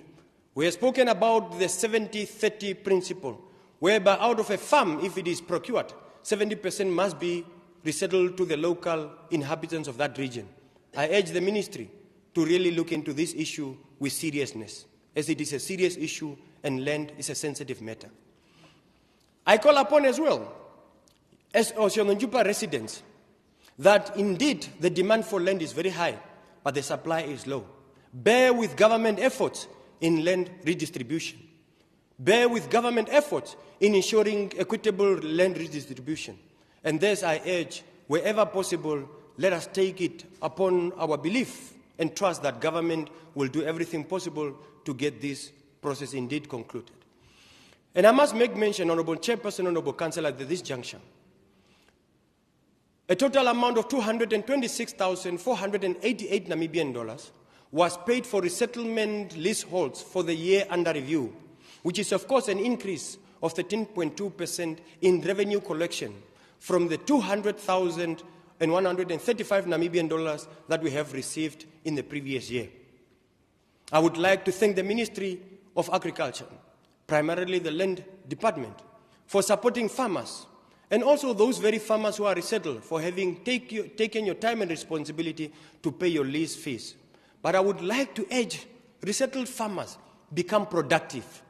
These resettlement farms are not holidays, packs. They are not there for you to just go sit idle. Be productive and contribute to the economy. The Ministry of Lands make means through what you call the post-resettlement support. Take opportunities, be aggressive, go out and get capacitated and start to contribute towards the breadbasket of our region and that of the country. Through the PCLD program, which is a program for communal land development, the provision of water supply infrastructure under the program for communal land development, which aims to develop communal areas through investment in core farm infrastructure with the objective of improving livelihoods through improved agricultural activities, have been activated. During the financial year under review, the ministry completed the development of water supply infrastructure at 8 villages to the tune of $23,437,051.75 in Chumkwe constituency in Gam and Chumkwe areas. The PCLD also has a component of farm advisory service that extends agricultural extension services to farmers, mostly focusing on aspects such as farm management, animal husbandry, rangeland management. Farm advisory services were extended up to date to 300 beneficiaries in those areas. I must make mention at this juncture, we also have a component of what you call the Communal Land Board, responsible for the communal land management under the Communal Land Reform Act, that is Act number 5 of 2002. To date, 35 customary land rights have been registered, and an investment of 59,000 Namibian dollars was spent on this initiative. However, I must make mention of a growing concern as far as land disputes in terms of illegal grazing, illegal fencing, and of course disputes within the communal land is concerned. It is a serious issue that have brought up a serious rift among the community, and I urge the Land Board through the ministry to really take up this matter very seriously. Equally, traditional authorities, I urge traditional authority to be impartial, non-prejudicial, and fair in dealing with this matter, but not to take sides and preempt outcomes of investigations before such investigations are done, because we are receiving such complaints from the general public. Going forward, ladies and gentlemen, Honorable Chairperson, as I have indicated, the demand for land is high, but the supply is low. And as I said, let us do everything and anything possible to ensure that indeed we distribute our land equitably. We recognize the efforts of the Ministry of Agriculture, and it is this juncture that I want to thank those that are involved in land redistribution efforts at all levels. It is important that this juncture we also have taken note of the land conference resolutions, and we want to draw the attention of the ministry to ensure that these resolutions are implemented and given priority. There have been, on another note, a growing trend of farm evictions, which is a cause of concern. To date, we have up to 6 people of various groups that are living in corridors because they have been evicted from commercial areas throughout, or from commercial farms throughout the region. However, for us to provide a solution is a challenge, because there is no land available out of which you can say, whenever you evict somebody, we will take them wherever. The Regional Resettlement Committee have managed and tried its level best to recommend. However, as you know that the demand is high, the supply is low. It is indeed work in progress, and we need to work around the clock to take care of this. It's an action that we denounce, especially from commercial farmers, to evict people. And these are the people today that when you go in our informal settlements, they are the ones that are there wallowing in poverty because they only new farms, and today they don't know where else to go when they are evicted from these commercial farms. Ladies and gentlemen, the government is busy working towards the relocation of Botswana nationals of Namibian descent who have expressed their intent and will, out of their own volition, to be relocated back to Namibia. Today, the total of 118 people have renounced their Botswana citizenship. with 64 dependents and are ready to come back to Namibia. Cabinet have taken the matter very seriously. An interministerial committee headed by the Minister of Agriculture was put in place. To date, in your region, Otjozondjupa, 21 hectares have been cleared as a reception area in Gam settlement, that is in Chumkwe constituency. 240,000 hectares of land is made available at a place called Oshipahewa, 100 kilometers west of Gam, because this is a place where the farmers will be relocated to, those that are coming from Botswana. As you might be aware that efforts are underway between the two governments for these farmers to relocate with their livestock, notwithstanding the veterinary issues that are in place that we need to take care of. In addition, the ministry and government went ahead and procured enough food items to ensure that whenever our relocatees have arrived on the borders and shores of Namibia, indeed they will be fed throughout the time that they are here. 35 toilets were procured, mosquito tents, and other needed amenities. So the government of the Republic of Namibia, through the Ministry of Agriculture, is ready. 3 boreholes are drilled at this Oshipahewa, and 1 borehole have yielded positive results, and of course efforts are underway. Thus, I'm calling upon the regional inhabitants and the Namibian nation. Let us eagerly await to receive our brothers and sisters after 100 years plus of their forefathers who have fled the genocide of the Germans. Today, the descendants are coming back to motherland. Indeed, it is a solemn occasion, and we need to take it with a seriousness that it deserves. Round of applause to the government for the effort.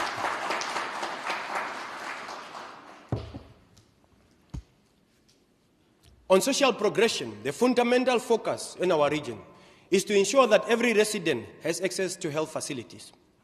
The Ministry of Health and Social Services today renders services to a captioned population of more than 190,000 Namibian citizens in our region. That includes, of course, those that are transiting between the regions and those that are going wherever, because most of the time, the pressure at our facilities is not only you as residents, but everyone and anyone who is passing by here. And these services are rendered through 4 district hospitals that are namely Okahanja, Okakarara, Grootfontein and Oshiwarongo district hospitals, 2 health centers at Otavia and Mangeti, 19 clinics, 1 health post, and 239 outreach points. The vastness of the region results in transportation challenges within the ministry.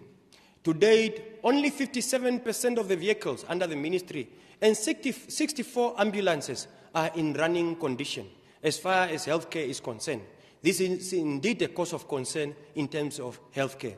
However, my office have made finances available out of our own accord to try and help the ministry. 50,000 was made available to help the Ministry of Health and Social Services. And indeed, other partners, local garages have been on board. I urge all of you to come on board and put hands together to assist the ministry in its trying efforts of delivering healthcare. On a positive note, fortunately, the region had received an ambulance that was donated by the United Nations High Commissioner for Refugees for use at our Syrian refugee camp here in the Otjozondjupa region. The quest for improved health infrastructure has been accelerated with the ongoing upgrade of Otjozondjupa Clinic to a health center, though this process of this upgrade have been dragging on for some time. And I urge the ministry to decentralize the function of inspecting such projects to ensure that government capital projects are executed timely. Going forward, the renovation of a Matako Clinic, new mortuary installation at Ovitoto Clinic and Okahanja District Hospitals, installation of air conditioners at the theatre of Oshiwarongo District Hospital, and renovation of health personnel staff accommodation at Oshiwarongo District Hospital are some of the projects that the ministry have executed. There is a need for us to call upon the ministry on the attention of the ministry towards the construction of a referral hospital here in Oshiwarongo. It is not a call in vain, because indeed Oshiwarongo, being a center of our region and that of the country, warrants to have a referral hospital that will reduce pressure on the already overstretched central healthcare system in Windhoek and other areas. The referral hospital project needs to kickstart. and I call upon the Ministry of Health and Social Services to consider this, notwithstanding the limited financial resources at their disposal as well, and other priorities. We want to compliment the Ministry for the commencement of the construction of an intensive care unit at Otjozondjupa. And this is also to complement the already 12-bed ICU facility that was constructed last year and that emanated from the COVID-19 pandemic program that we have had. And indeed, we give a round of applause to the Ministry of Health for that effort. Social welfare continues to be one of our focal goals, as this involves survival. It involves bread and butter issues at the grassroots and household level. Issues such as water, nutrition, clothing, blankets, health, housing, and all this to all households and families equally. Our region, and I believe, with concerted efforts from all of you as stakeholders, we can close or narrow the gap of poverty as we strive to ensure improved quality of life for the residents, especially the most vulnerable members of our society. Let us hold hands and move together. Whatever that you have, don't eat alone. Look at your unable neighbor. I can gladly say that the region has made tremendous strides in ensuring meaningful progress in addressing poverty, income, and wealth inequalities through resource mobilization with the help of stakeholders and external partners. With Otjozondjupa region having the highest number of marginalized communities in various initiatives and projects, the number of various initiatives and projects have been embarked upon and implemented by the Division Marginalized Community in the Office of the Vice President. And this includes one of the initiatives is integration, namely advocacy and promotion of human rights related issues. Another one, education support program, livelihood support program, and of course, the land redistribution among the marginalized community. To date, a total of 5,758 targeted beneficiaries from all 7 constituencies of our region have been receiving food items once per quarter. This, of course, cannot be uploaded, because if it is once per quarter, where do the marginalized people get food for the other 2 months of that very quarter? Because for marginalized communities, whether it rains or it doesn't rain, indeed there is a need for food provision. I urge the division to really take this matter very seriously. Issues of malnutrition are being reported throughout the country, and we need to safeguard this by intensifying our efforts as far as feeding programs in the marginalized communities are concerned. We must understand that food is not a luxury among the marginalized community, but a need as it is to all of us. Today we have recorded one of the high numbers of TB cases in our region.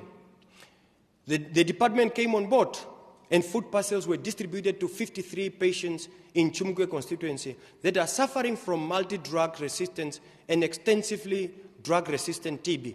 And this is so because the TB medication is very strong. And when you default because of the lack of food, you are able to develop resistance. And this is an issue of concern, hence the need for us as regional council, as stakeholders of the region, to intensify our efforts in ensuring food security at household level among the marginalized community. Furthermore, the ministry ensures that decent burial is accorded among the marginalized community. 84 funeral service benefits were offered through the funeral program for elderly and people with disabilities in the region, to the value of 398,945 Namibian dollars throughout the reporting year. The rural development programs that are supported by government through the Ministry of Urban and Rural Development continue to be a lifeline in improving the livelihood standard of the rural communities by providing basic social and economic services support through various projects. During the year under review, a total of 862,958 Namibian dollars was spent on implementation of 4 programs, namely Food and Cash for Work program, Microfinance Support program, Support for Poor Rural Farmers, and Region-Specific Action Plan for Food Security.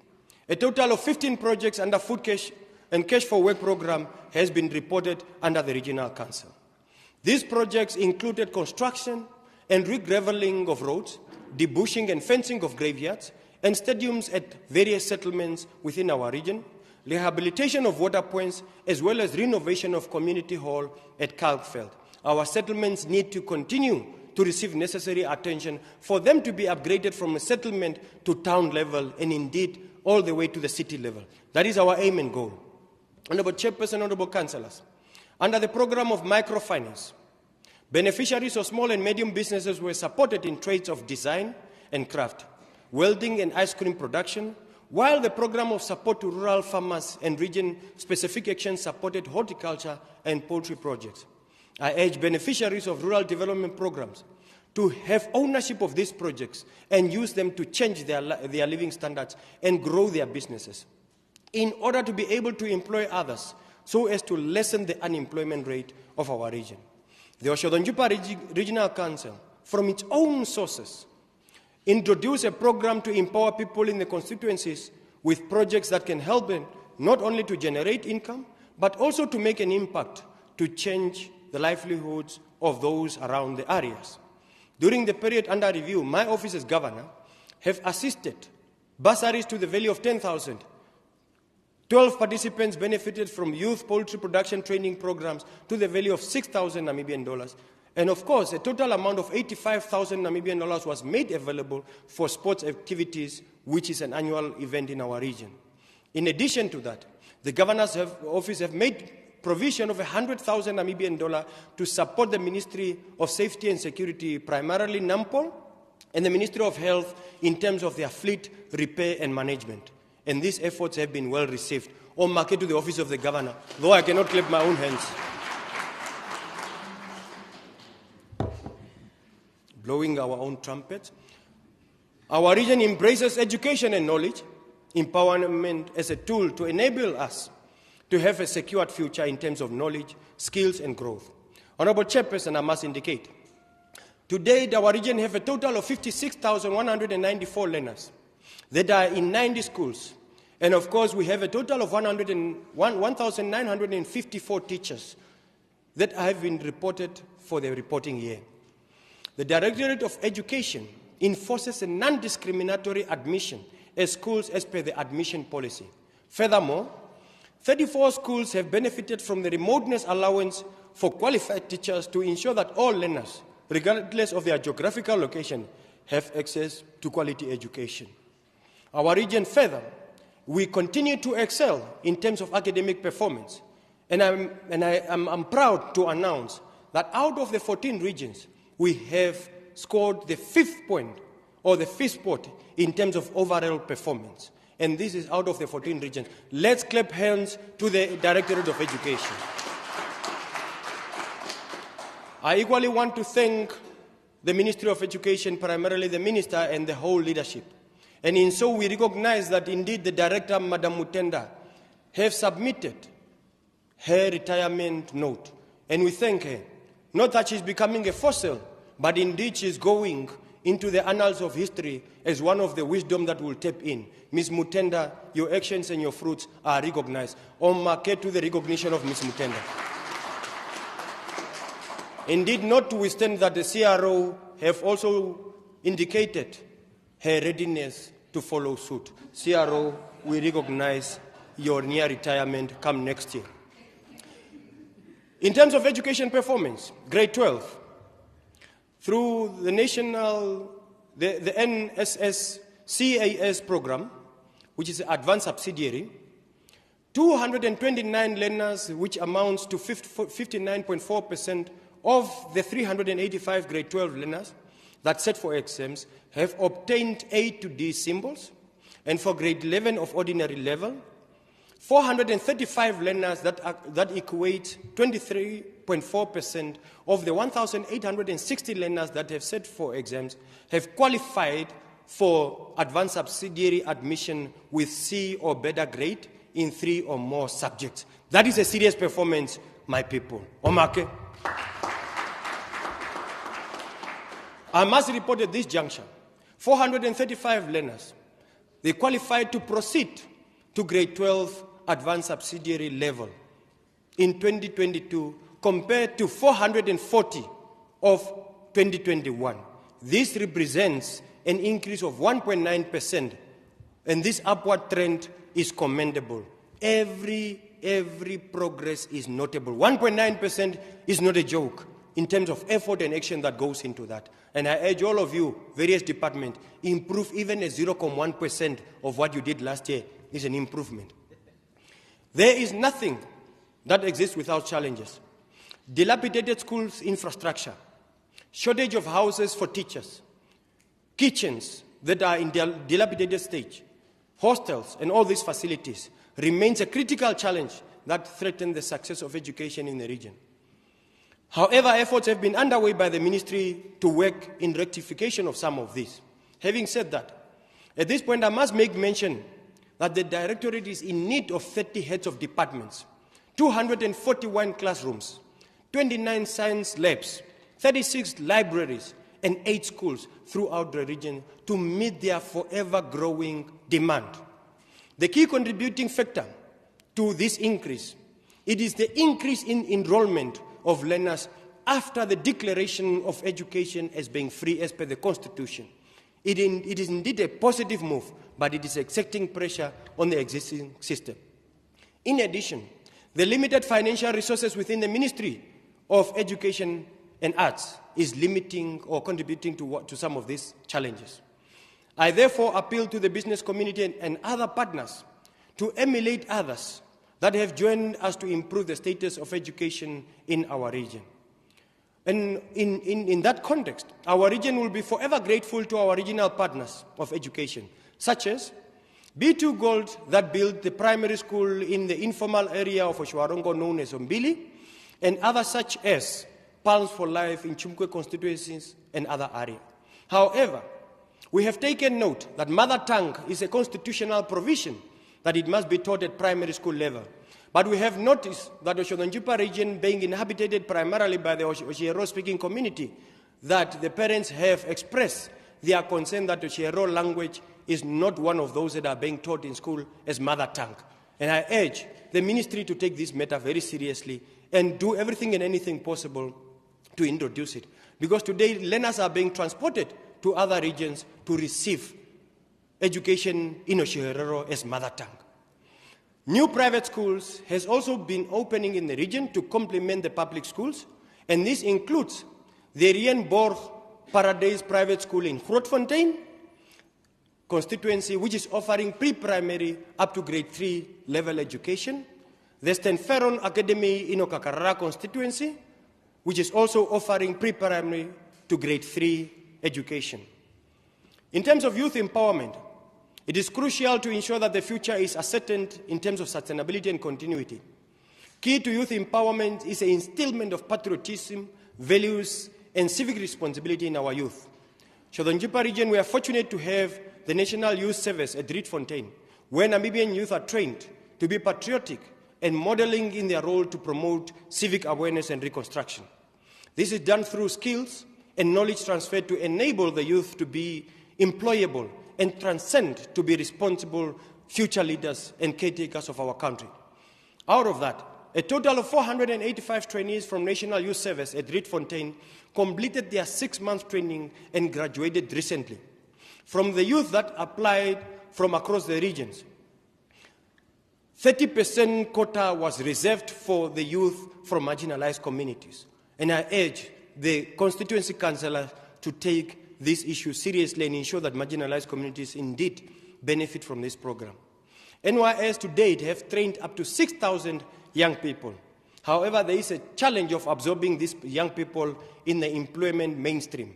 And I call upon various OMAs, your buildings are being guarded by security guards of various companies. Do tap into these youth. They are trained, they are disciplined, they are patriotic, they are action ready, so that they can be able to guard your buildings. And in that, Ministry of Education already headed this call, and we applaud them for that action as well. But importantly, while talking about that, we have noticed a trend in the security companies throughout the region that are not paying their workers on time. To date, we have a record of 4 months where some security guards are not paid. And that salary to a security guard, indeed, it's everything. Ministries that have contracted various security companies ensure that you prioritize the payment and welfare of the security guards at various facilities across the country. it is an issue of concern. Another organization that contributes to youth empowerment is Young Africa Namibian Trust, which is based right here in Otjozondjupa. And it has been offering solar installation and equipment maintenance, cosmetology, facility maintenance, welding and metal fabrications, and ICT training since its inception in 2014. During the period under review, Young Africa have managed to train 525 underprivileged young people through center-based and mobile trainings. Today, Young Africa Namibia expanded its services to 9 other regions through mobile training. The training focuses on renewable energy, specifically on installation and maintenance of solar systems. These mobile trainings allow Young Africa Namibia to reach young people who cannot afford to come to Otjozondjupa. The training also prepares them for enormous opportunities in the green hydrogen within the regions that the government is embarking upon. Indeed, we are not left behind in terms of preparation of the green hydrogen. Our 60 solar installers, who are SMEs, were trained under this very project. Young Africa Namibia has secured funding worth 2.9 million from GIZ for solar boosters for sustainable future project. Today, 220 young people have been trained through this project. During the same period, stakeholder feedback meetings were conducted. 107 stakeholders were conducted throughout the whole 8 regions of our country. The aim was to give feedback on baseline study conducted and sensitize stakeholders on the importance of renewable energy and to align the government programs on green hydrogen. The Ministry of Youth, Sports and National Development and National Youth Services today provides empowerment to young people through various programs that do not only shape their mind but also take care of their physical being. It is therefore delightful to mention that the youth of Otjozondjupa region benefited from the government-to-government program funded by the USAID and facilitated by the Directorate of Youth.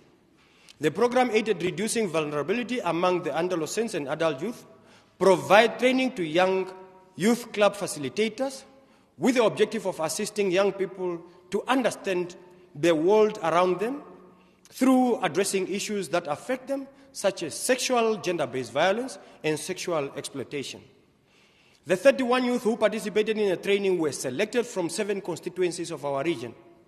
Under the component of sports, the region is fortunate to have 4 soccer teams in the Deb Marine Namibian Premier League. And these soccer teams have been Life Fighters Kahirona of Otjozondjupa, Mighty Gunners, Okahanja United, and the new kid on the block, which is Okakarara Young Warriors. We must applaud Okakarara Young Warriors for making it to the Premier League. For the sake of gender, we not only talk of male soccer, but we have 2 netball teams at the Premier League level. That is Mighty Gunners and Nampol Otjozondjupa teams. And these 2 teams are indeed doing wonders at their level best. The introduction of the Governors Cup in the region has set a platform for soccer talented scouting and, of course, opportunity for these young people to be able to seek for opportunities in terms of sports. And today, the tournament, which is an annual activity, have been funded and hosted by the Regional Governor's Office with the purpose of selecting a regional team for both soccer and netball that participate in what we used to call the Namibian Newspaper Cup.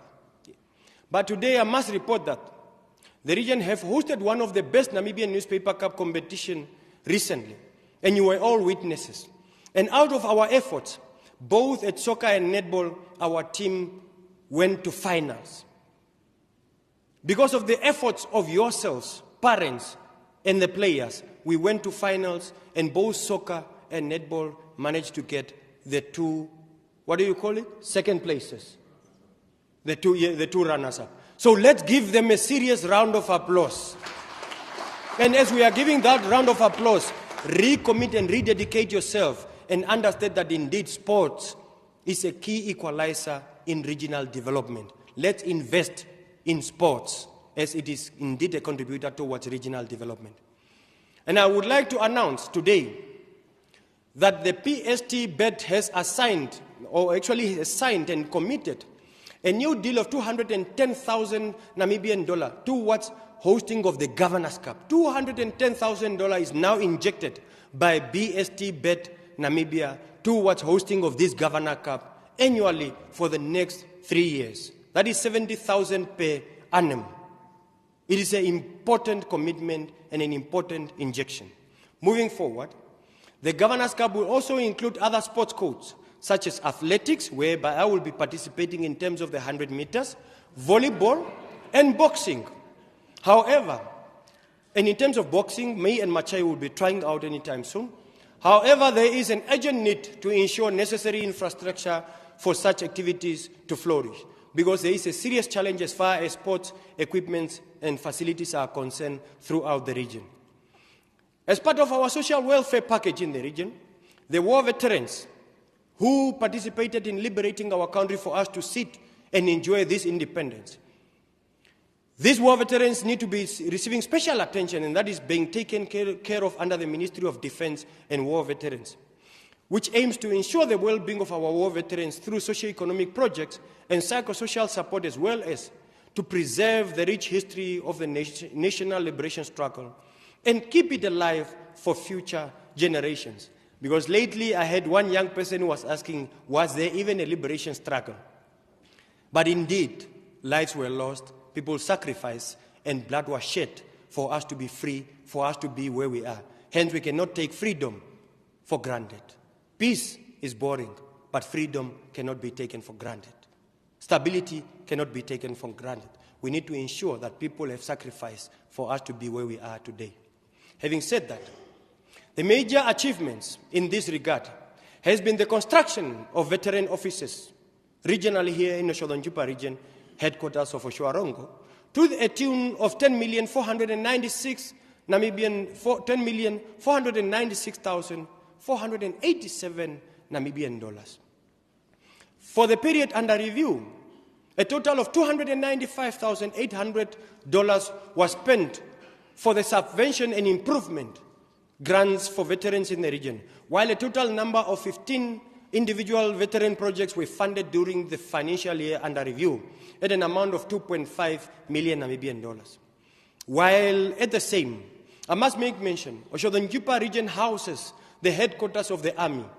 We house 6 different army bases, that is stemming all the way from the garrison in Grootfontein, the 4th Artillery Brigade here in Otjozondjupa, Orupoko, Osona, and of course that includes Otavi.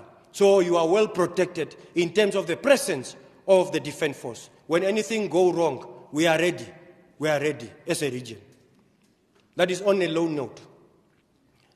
I must make mention on physical infrastructure of Otjozondjupa region. During the period under review, 5 capital projects were undertaken, totaling 14,309,000. And this includes the government office park, because you see yourself sitting in this beautiful hall. This is an initiative under the regional council, and this is part of the $14 million projects. The construction of the dumping site, boundary wall to Kanjira, where the councillor hails from. Water infrastructure services at GAM in Chumukwe constituency. Upgrading and lining of sewage ponds at Okonjatweno Kamatapati of Kakarara constituency, as well as infrastructure services at Dinosdal, Kalkveld of Otjozondjupa constituency. Apart from government-funded projects, the region also managed to undertake projects generated from own resources, which included the Phase 2 renovation of the old Okakarara constituency office to an amount of $1,036,919, and the renovation and upgrading of the town council guest house in Chumukwe to the tune of $1,137,000. We slept there 2 weeks ago, and of course we can attest indeed it's a state of the art. The 5 local authorities in the Otjozondjupa region, Honorable Chairperson, Honorable Councillors, guided there by mandate as provided for in Local Authority Act number 23 of 1992. They are the drivers of the land delivery and infrastructure development at town level, and this is a grassroots level. The municipality of Okahanja, this year, an amount of 70 million was budgeted for infrastructure development for land delivery acceleration, which is including water and sewerage construction in Ekunde number 4 and Ekunde number 5. As you might be aware, the municipality have managed, through the servicing of land, to get 294 Ervens in Ekunde number 5, 275 Ervens in Ekunde number 4. And they have made budgetary provision of 24 million for upgrading and servicing of this land. The decommissioning and commissioning of a new dump site to the tune of 25 million Namibian dollars. When you get on the way towards Crossbarman, there is a strong stench coming out of that. But that very dump site have been decommissioned, and municipality, under the able, capable leadership of the Mayor, Kauna, and the Chairperson, Vincent Garisep, indeed have redirected funds to ensure that this dump site become indeed a reality. So, Omaketu Okahanja municipality. However, we have noted that there is a Red Force program aimed at collecting debts in Okahanja municipality. These have cost and ruffled some feathers of the residents. I urge you, Your Worship the Mayor, look into the Red Force issue seriously. It is indeed a burden to the community.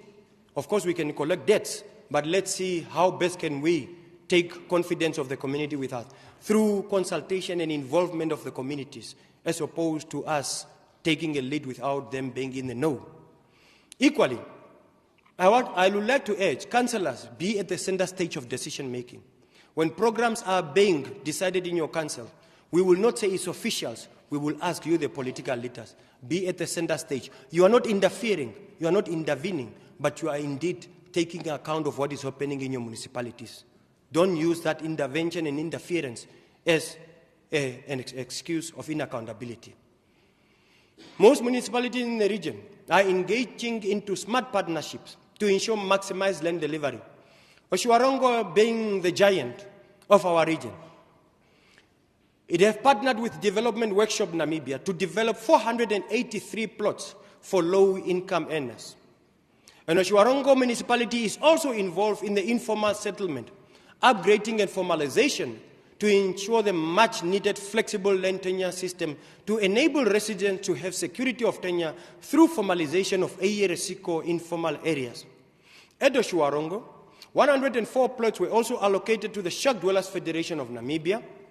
At Otavi, a budget total amount of 13,043,275 Namibian dollars was also made available for infrastructure development related to land delivery, while Okakarara envisaged to develop a total of 1,478 plots.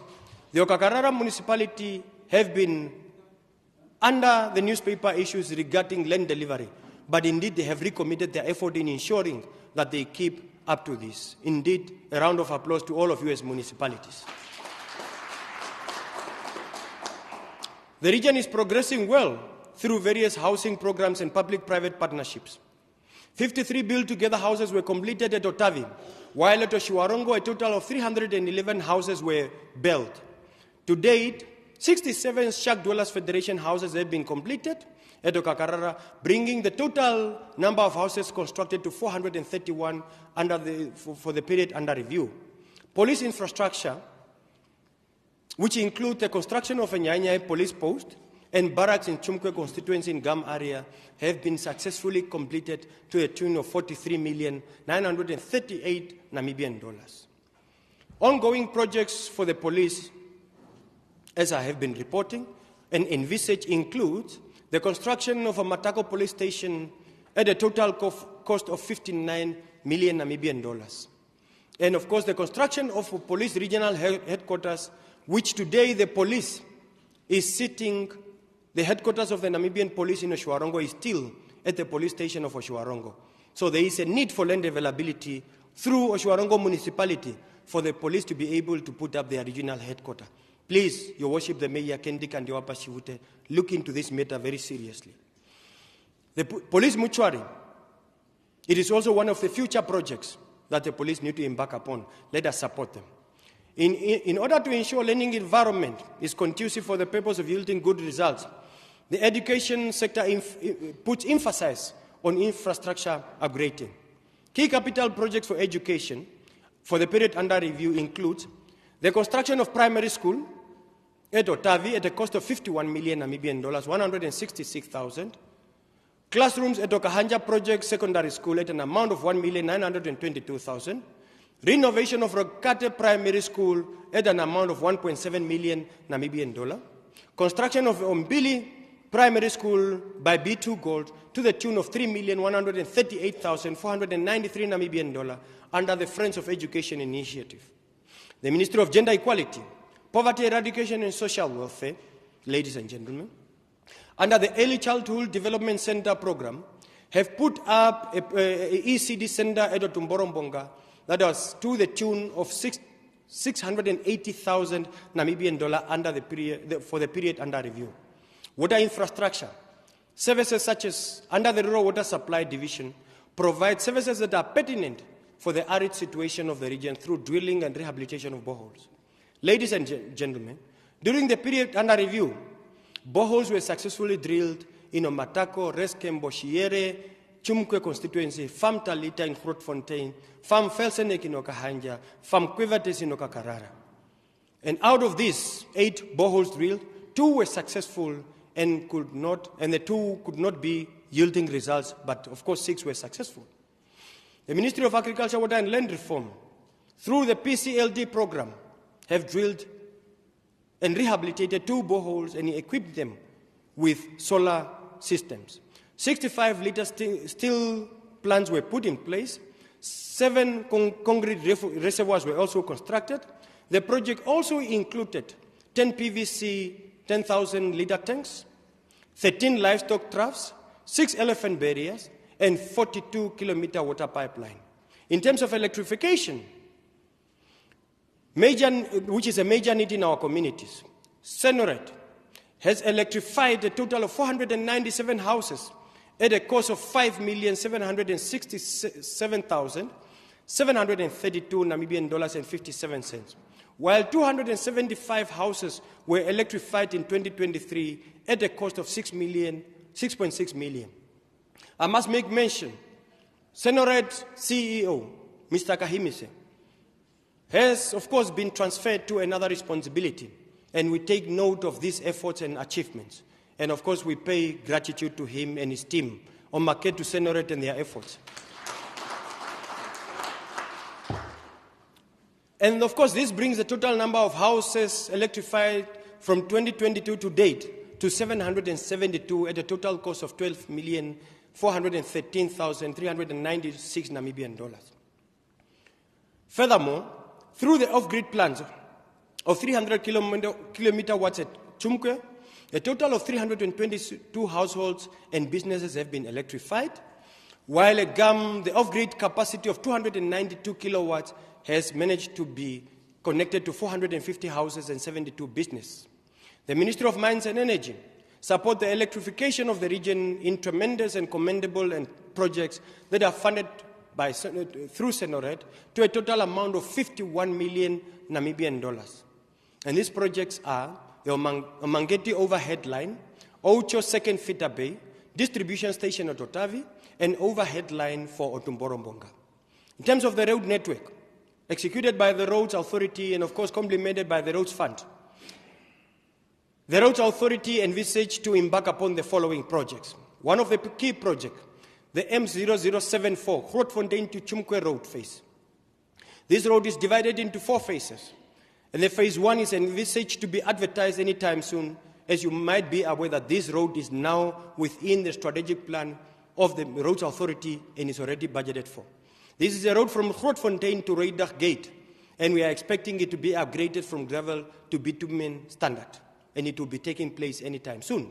The M0112, Hockveld to Otjozondjupa Road. This road was planned, however, it is now being designed for upgrading to a low volume, high standard, because you would know that the current flow of traffic in that is voluminous, and as a result, you would want to upgrade this road to something that can withstand the pressure. The M0117, Okakarara to Copelands, the contractor is already appointed and is on site. And of course, this is work in progress. Okakarara councillor is here and he can testify.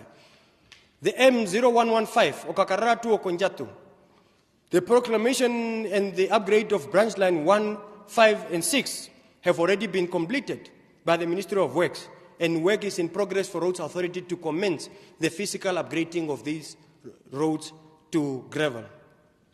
The Roads Authority also plans to re-gravel and upgrade 31-kilometer long section from Okakarara to Okahitwa, which is currently in a very poor condition, and of course that is due to high traffic and cross material.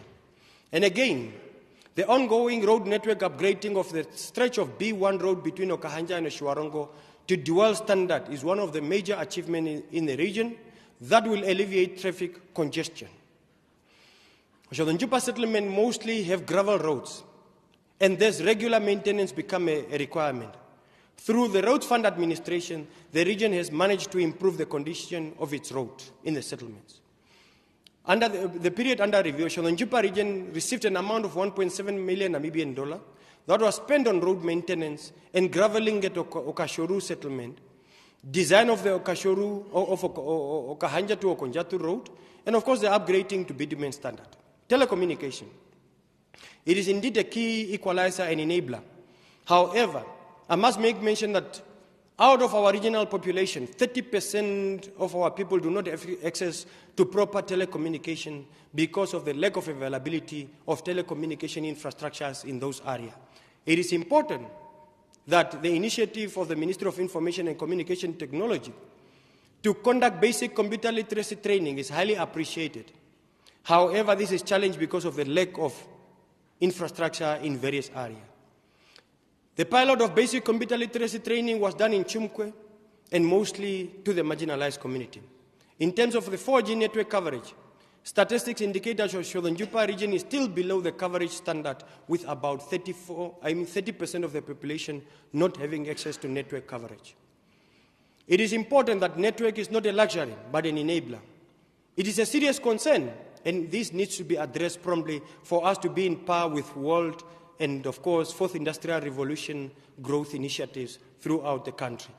Network is a key issue to our region, and we need to take it seriously and embrace it. Honorable Chairperson, Honorable Councillors, going forward, as we have spoken, we cannot talk without environmental sustainability issues of our region. It is a must in the world that the world that we live in, we must be able to have certainty and, of course, preserve that which we are given by God. The sustainability of environment requires maintaining synergy between utilization of the natural and waste resources for economic potential and effect on the society.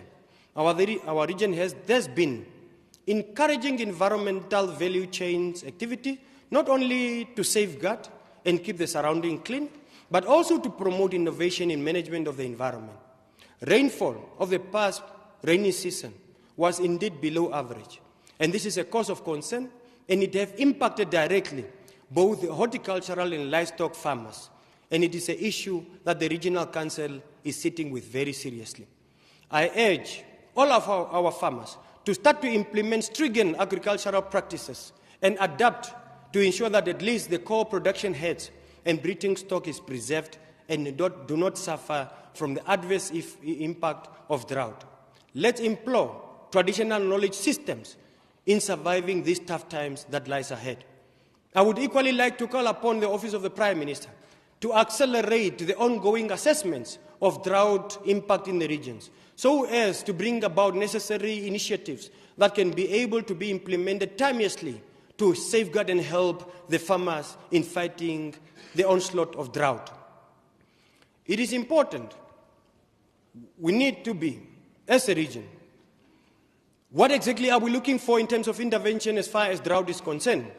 My biggest submission and that of the Regional Council is that food provision have to be prioritized at household level, because this drought have impacted on food production and thus impacts directly households.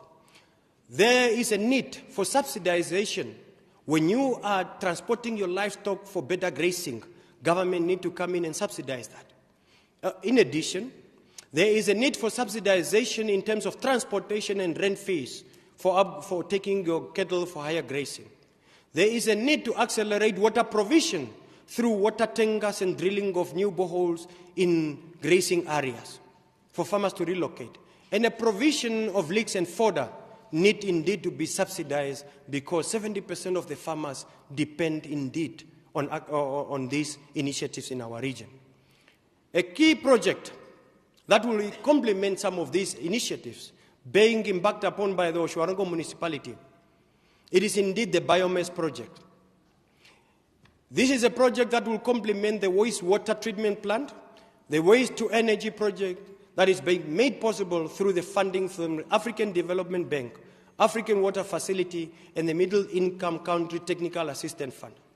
The project, which will directly boost the initiatives envisaged to maximize a circular economy for environmental sustainability, will cost about 72 million. Your Worship, the Mayor of Otjozondjupa, the CEO, please let's fast-track the implementation of this project, as it is key to unlocking our economic potential in Otjozondjupa.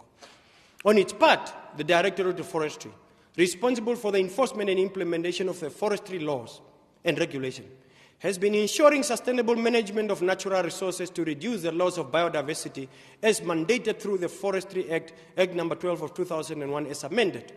The region managed to generate a total amount of $2,846,729 Namibian dollars for forestry permits, seedling sales, and other services such as auctions and veterinary services fee. In addition, community forestry is a program that involves the communities in managing the forest resources in the areas where they live. These projects create income-generating prospects and notable communities that benefit not only others, but these include Jou Conservancy, African Wild Dog, Oshituo Conservancy, Nyatsana Conservancy, Nyai, and Makata Forestry, to name but a few. At this juncture, I must make mention that the project distributes 15,000 per community forest through the quota. And apart from tree planting, food security for human and animal, is another project under forestry which has seen the production of 11,040 trees, seedlings in nurseries in the settlements where the projects are located. The seedlings were distributed to schools and public institutions. So the Juba region is prone to field fires, especially in dry seasons, and we are expecting that to be the case this year. Scores of hectares of land have been lost, and of course these have adverse effect on production. The charcoal industry is one of the culprits, both regulated and unregulated, of field fires in the region, because we have recorded a high number of field fires in charcoal areas. And of course, as well as the involvement of illegal harvesting of trees. So far, about 113 tons of firewood, 78 poles, 360 droppers were harvested illegally in the region and have been confiscated, and consequently 33 fines were issued to the culprits. At this juncture, I must indicate, the business of charcoal in the region is a serious economic contributor. However, there have been a moratorium in terms of the harvesting, I would call it a halt, in terms of the harvesting and business of charcoal in the communal areas. Efforts are underway under the Ministry of Environment, Tourism and Forestry to unlock the charcoal businesses within the communal area. And I call upon the ministry to head this call, because indeed charcoal farmers are suffering as a result of them not being able to do business, but their counterparts in commercial areas are able to do so. So we need to fast-track and unlock this potential. I'm glad to note Otjozondjupa Regional Council, in its integrated multi-hazard disaster plan, has created a platform for multi-sectoral participation addressing issues of the environment and emergency preparedness. Our region doesn't operate in isolation. We have bilateral working relations with Zimbabwe and other key areas where, of course, we tap in terms of knowledge transfer.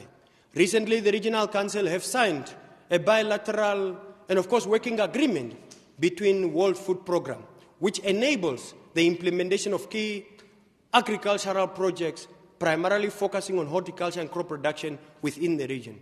Finally, I must make mention of this, that indeed, one of the unique potential of our region is that we need to harness our strength in terms of agricultural production. And it is important that all of us must hold hands together as regional inhabitants, point wrongs where they are, but hold hands and emerge stronger in taking our region to greater heights. So the Otjozondjupa region is blessed. Indeed, we need to hold hands and move forward. In conclusion, our region remains a region of excellence. It remains a region of hope. It remains a region of choice as far as investment is concerned. And indeed, the partnership in service delivery is a norm as we contribute to socio-economic advancement and integration of our society. Otjozondjupa region is what we have. We are part of the Republic, and the government indeed takes the efforts very seriously. I want to thank His Excellency the President of the Republic of Namibia, Dr. Hage Gottfried Geingob, the entire cabinet, the executive, and all of you as regional leaders in your various capacities for having done what you can do for us to take Namibia to the fore. We came out of difficult and challenging times, but indeed there is a light at the end of the tunnel. The future indeed looks much brighter.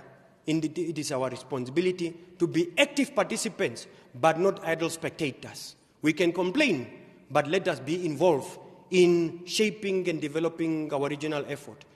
With this, I would like to say, Honorable Chairperson, Honorable Councillors, CRO, Your Worship the Mayors, captains of the various institutions, private sector, young people, both male and female, religious and faith-based leaders, atheists, non-believers, and of course all of you in your various capacities. I would like to say thank you for having given me an opportunity, having supported me as governor of the region to take this region to greater heights. I cannot do it alone without your participation.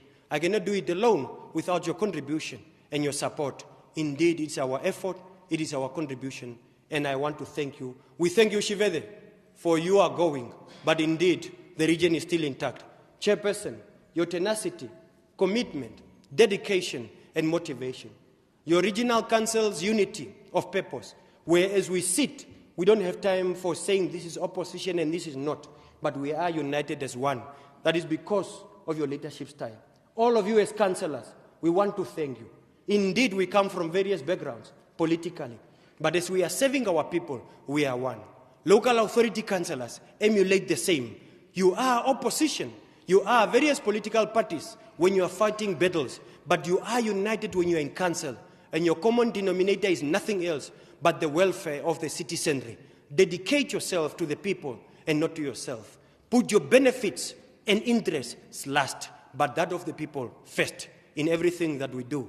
In the name of the Almighty God, in the name of Jesus Christ, I want to thank you. Subhanallah, walhamdulillah, Allahu Akbar, in the name of Jesus Christ. Thank you very much.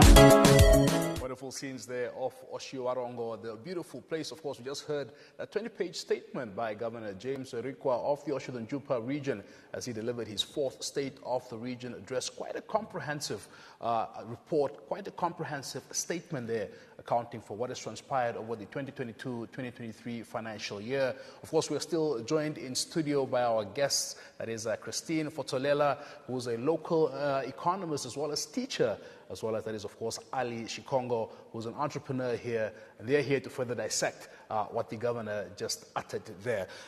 Ladies and gentlemen, thank you for staying with us. Quite a comprehensive report there.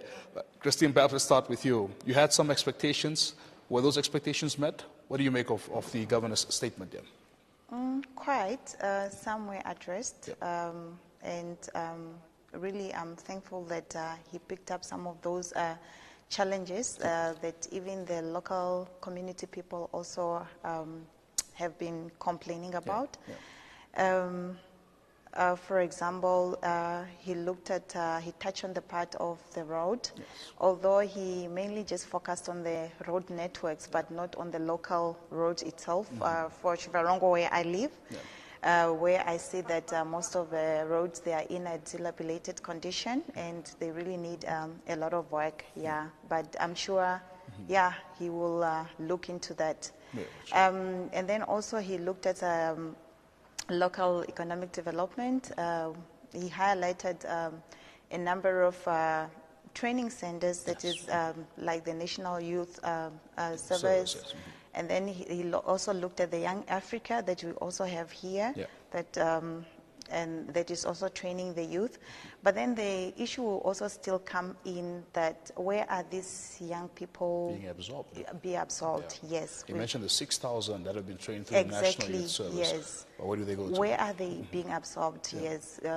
And then he also touched on in terms of now the social aspect. He also touched on that where yeah. we also expected him to look at. Yes. Maybe I'm also going to go deep into it later on. Very much. Yeah. Ali, what did you make of Governor Warikwa's statement there? He touched on quite a few points. I'm quite impressed with one of the last remarks that he made, yeah. Which is that people, like especially in the government offices, people should put their interests last and the people's first. That's where we fail at most of the time. Because yeah. our offices, I think her and I had a conversation yeah. That a lot of our government offices, there's very little accountability, especially with the state resources. The vehicles are being mismanaged. Yes. I mean, go to your government garages on any given day or, yeah. you know, these cars are just piling up and we can fix these cars and the cars can be repurposed and reused. So I'd like to see a little bit more of that. We still have a lot of work to do. I think that's what he also acknowledged, that it's not going to come overnight. But yeah. if everyone just chips in what they have to do, I think we can achieve a lot. Absolutely. Yeah. Let's get into the details, and perhaps we'll start with your areas of expertise. Christine, you are an educator by profession. You're a teacher, of course, specializing in the areas of entrepreneurship, economics, etc. But let's take a look at the state of education in the region. The governor stated that, of course, the region has some 56,000 learners, 90 schools, and 1,956 teachers. When you look at those ratios, teacher-learner ratio, already you can see 2,000 teachers compared to 56,000 learners. We know that what their needs are. He also mentioned the directorate needs 30 HODs, 241 classrooms, 29 science labs, 36 libraries, and 8 schools to meet the current demands. What do you make of that statement? That is actually a challenge. Yeah, if you look at the teacher-learner ratio, you will have, on average, a teacher will have about 45 learners in a class, which is quite a challenge to pay individual attention to each and every learner that is in your class. So at the end of the day, the learners with the learning difficulties or the slow learners, they end up suffering because one teacher does not really end the time. You only have 45 minutes to teach. And it's really quite very difficult for you to be able to accommodate all those learners with that are very slow, or maybe they are having some quite of learning difficulties. Yeah. And apart from that, we also have to look at other needs as well that contribute to education. We have to look at things like furnitures as well. Furnitures becomes a problem in schools, especially the chairs and so on. We are also suffering from that. You will have some learners standing while you are teaching because the number is quite high. And then we look at the issue of the teaching materials such as the textbooks and so on.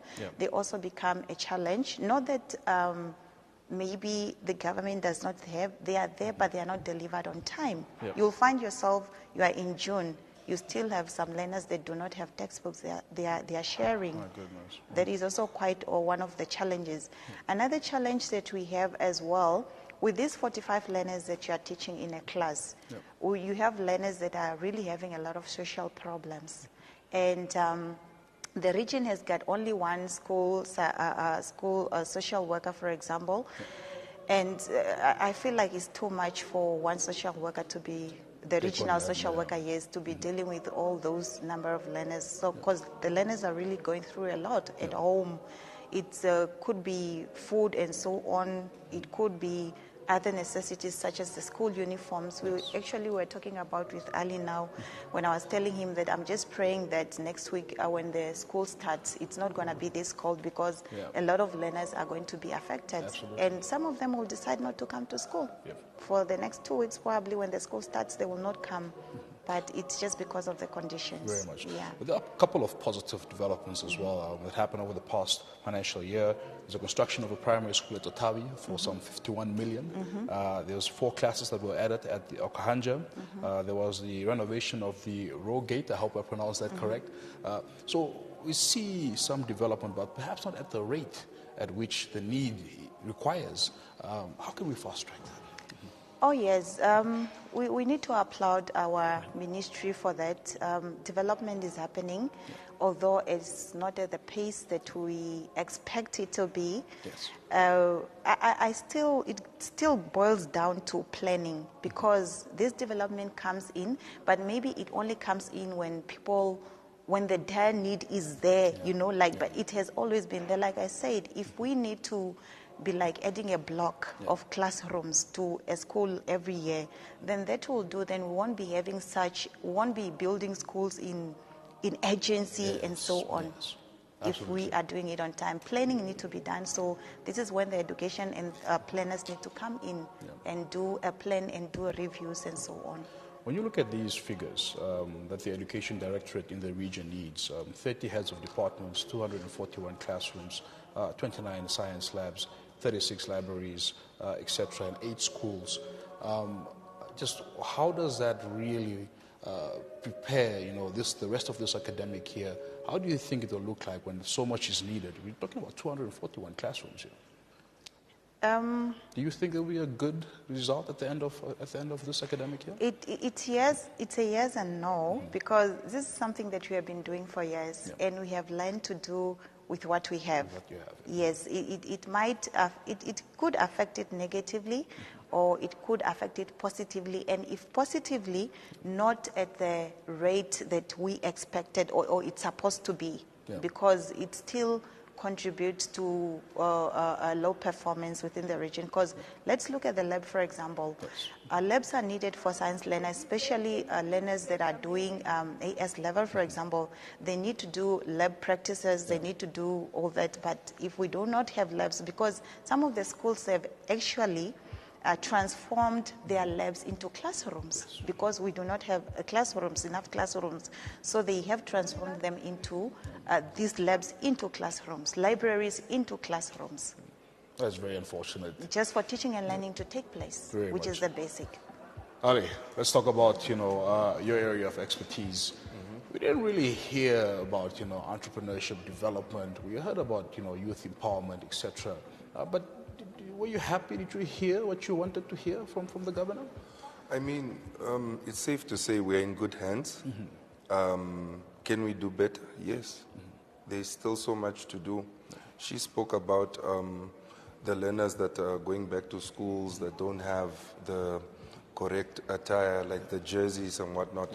But as from my end, from my area of expertise, I'd say that's like I would want to challenge entrepreneurs in our region. Can we come together? Can we approach companies can we get funding to buy these students some jerseys or some shoes? You know, these are some things that we can help the state. You know, I mean, we must always have this vision of this national pride as Namibians. That should be first. Before I can say, I am an entrepreneur and I'm this guy and I'm doing this for myself and I'm doing very well for myself. What can I do for my fellow Namibian? Absolutely. And that's what I want to promote, that if we can come together and help one another, we would try and minimize these things, because the state is dealing with a lot of things. Absolutely. There is so much that some matters were not even discussed here, but instead of trying to bash who's not doing what and what's not getting done, what can we do for collectively as a team? Very much. And it all comes down to that. But from what I've heard, I'm hopeful for the future, and I think we're going to get where we need to be in the near future. Very much. Of course, under the youth empowerment aspect of his address, he spoke about the number of youths that were trained, the number of programs that are currently running, and the government to government, etc. Imagine, when you look at the numbers, for instance, there's even a 30% quota for marginalized youth, as a provision with the training for NYS. 6,000 youth have been trained by the National Youth Service. But the governor himself said, unfortunately, these youth have nowhere to go after the training. What can we do to absorb these people in? You spoke about, involving them in construction jobs. Yes. They can be absorbed partially into some sectors that we already have running, but I don't think that we should also know that most of the students or most of these trades that these kids are going for, I think that they should be somewhat between school and tertiary. There should be some sort of bridge. Bridge, that the people are informed. Are these courses that you're going to go for and be absorbed immediately? Because what does the country need? What does the economy What does the country need? need? We should push these people into agriculture. We should push them into sports. Yes. There's so many industries that we could excel at, but they are, I don't know if it's now out of... They call it mistrain. Yes, the economical strain, but I really hope that we can sort of see in the future if we can come up with platforms where we can engage even with these students. Can we hear from them? Can we sort of understand what they want for themselves, what they want from us? Because I think there's just a lack of communication between the two. Yes. Yeah, absolutely. Of course, on the social issue side, I was a bit, when you hear the number 431 houses built over the past year, 53 built together houses at Otavi, 311 here in Otjivarongo, and of course, Okarara, some 67 houses. What sense do you get, as far as housing provision is concerned here in the region? Do you feel we can do better? Ali, let me go to you. With the matter of housing, hearing these numbers, it can give you a sense of, wow, that's a lot, and we are really progressing. But because you think 431 families here. Yes, but we also have to look at the families that cannot afford. We have to look at our people. The income levels are never going to be the same. So we have to look at the people that have been living in shacks for the longest, for 10, 15, 20 years. We have to somehow come up with some housing scheme that is out of the box, something creative, something innovation. We have to push innovation. Absolutely. Because we've been independent for the longest. How many years now? 32, 33? 32, Yes. So we have to come up with new strategies of curbing this housing issue. Not everyone is going to be accommodated in these lush areas. Exactly. We understand that. But in the areas where they can be accommodated, can we come up with a brick making scheme that's also employing people? The cost and also subsidize all that. Can we come in? Can we do a partnership with these companies like Build It and Popkevitz, can they give these people that now don't have, maybe cheaper value materials that they can use to build their houses? Absolutely. I'm sure there are always going to be some sort of other alternatives, or it's just about the platform. Can we set the platform and go for it? Very much. Yeah. Christine, your take on the social progression in the region? Okay, they are, on the houses are built, but we need to look into the issue of affordability. Yeah. Yes, the number looks good, but can people afford? Because when we are looking at, when you're talking about housing, we don't only talk about you being able to afford the bond in itself, but we look at issues like there's water involved, there's electricity involved, maintaining the house. So I mean, a house gets dilapidated exactly, as well. we need to look into those issues, like is there affordability, looking at the high rate of unemployment within in our country. So those are issues that we also have to look at it. I think the residents of Okakarara will also be happy, as 1,478 plots are envisaged to be developed during this financial year. Earlier on, we spoke about, of course, mining, a very key industry, a key sector for the Otjozondjupa region. The governor spoke about the labor relations and the concerns around there. We know what happened with the Cheetah manufacturing plant, B2 Gold laying off people now. Of course, also saying that, retrenchment should be the last resort. What do you make of those sentiments here? We always speak about retrenchment has to be the last resort, but this is when our let's say, for example, Ministry of Labor, Ministry of Mines and Energy has to come in. Like when they looked at the policies of this company, have they reviewed them? Exactly. What did they look at it? Because it shouldn't become a surprise to them when people are finally being retrenched. Because it's already with the Ministry of Mines and Energy that the mine has got a lifespan of, let's say, 10 years or 15 years. So it shouldn't come as a surprise. So them as well, there should be a program or some sort of, so that it can be able to prepare these employees that are employed by the mines to be able to maybe seek for other employment before the time comes and so on. So it shouldn't come as a surprise that, oh wow, B2 Gold is closing, because it's already there within the government. And I think what I'd like to add to that is that it also comes to us as a country, because most of these mines, they're foreign owned. Whether you're in combat, etc. So them coming to us, we have the resource. There should be some sort of agreement or arrangement, even when it comes to the shares and the dividends, all these things. From the get-go, we should have majority shares in all our mines, because that's where they get us. They have more shares. We have 1, 2, 3, 4, 5% shares out of all that. You hear the company made 4 billion. How much are we getting? We don't know. So I would like to see Namibia in a position of power in the future, even if with the green hydrogen that they are talking about. When it comes to the negotiation, we have the resource. So we want to have more shares, respectfully. And I don't know how those negotiations happens or what parties are involved, but I would love them to consider the ordinary Namibian person that's not really high profile or connected, but how is that person going to benefit? Can our Namibians get something in return? Absolutely. I mean, that would really benefit us in the long run. And also, like she said, it's not a surprise, because a lifespan of a mine is a lifespan of a mine. So unless there's more discovery. Yes, we knew it was coming, and it's happened to a few mines. So what can we do after? After it closes, can we still use it? Can we still find a purpose for it? Can we still generate income for it? Are there other, because these guys are mining for gold, what other precious metals are down there? Can we find copper? Can we repurpose it or rebrand it as a copper mine? Can we use it for something else? I'm sure these answers can be answered by the relevant authorities and the geologists and all these guys. But I'm sure we can do something.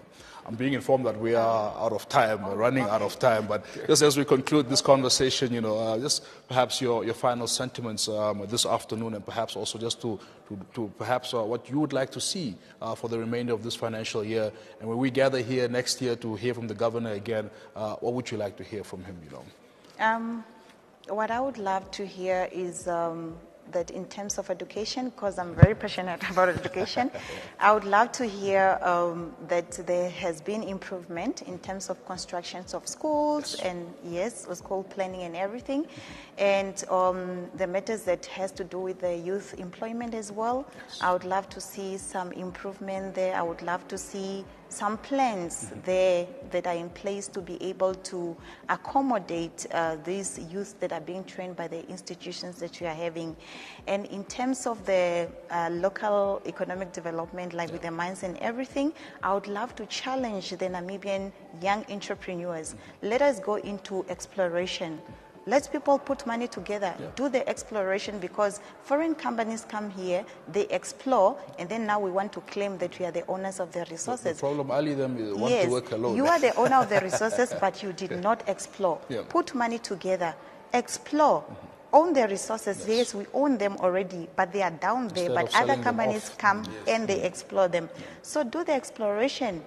And then you can have the majority shares that you are always crying about. Absolutely. So we can't be crying about something that is under there that you didn't discover. Discover it, explore. And then from there you can have the majority ownership. Very much. Yes. Ali, from you? Next year, I would like to hear less and see more. I'm a very action-driven person, so I value people who say less and do more.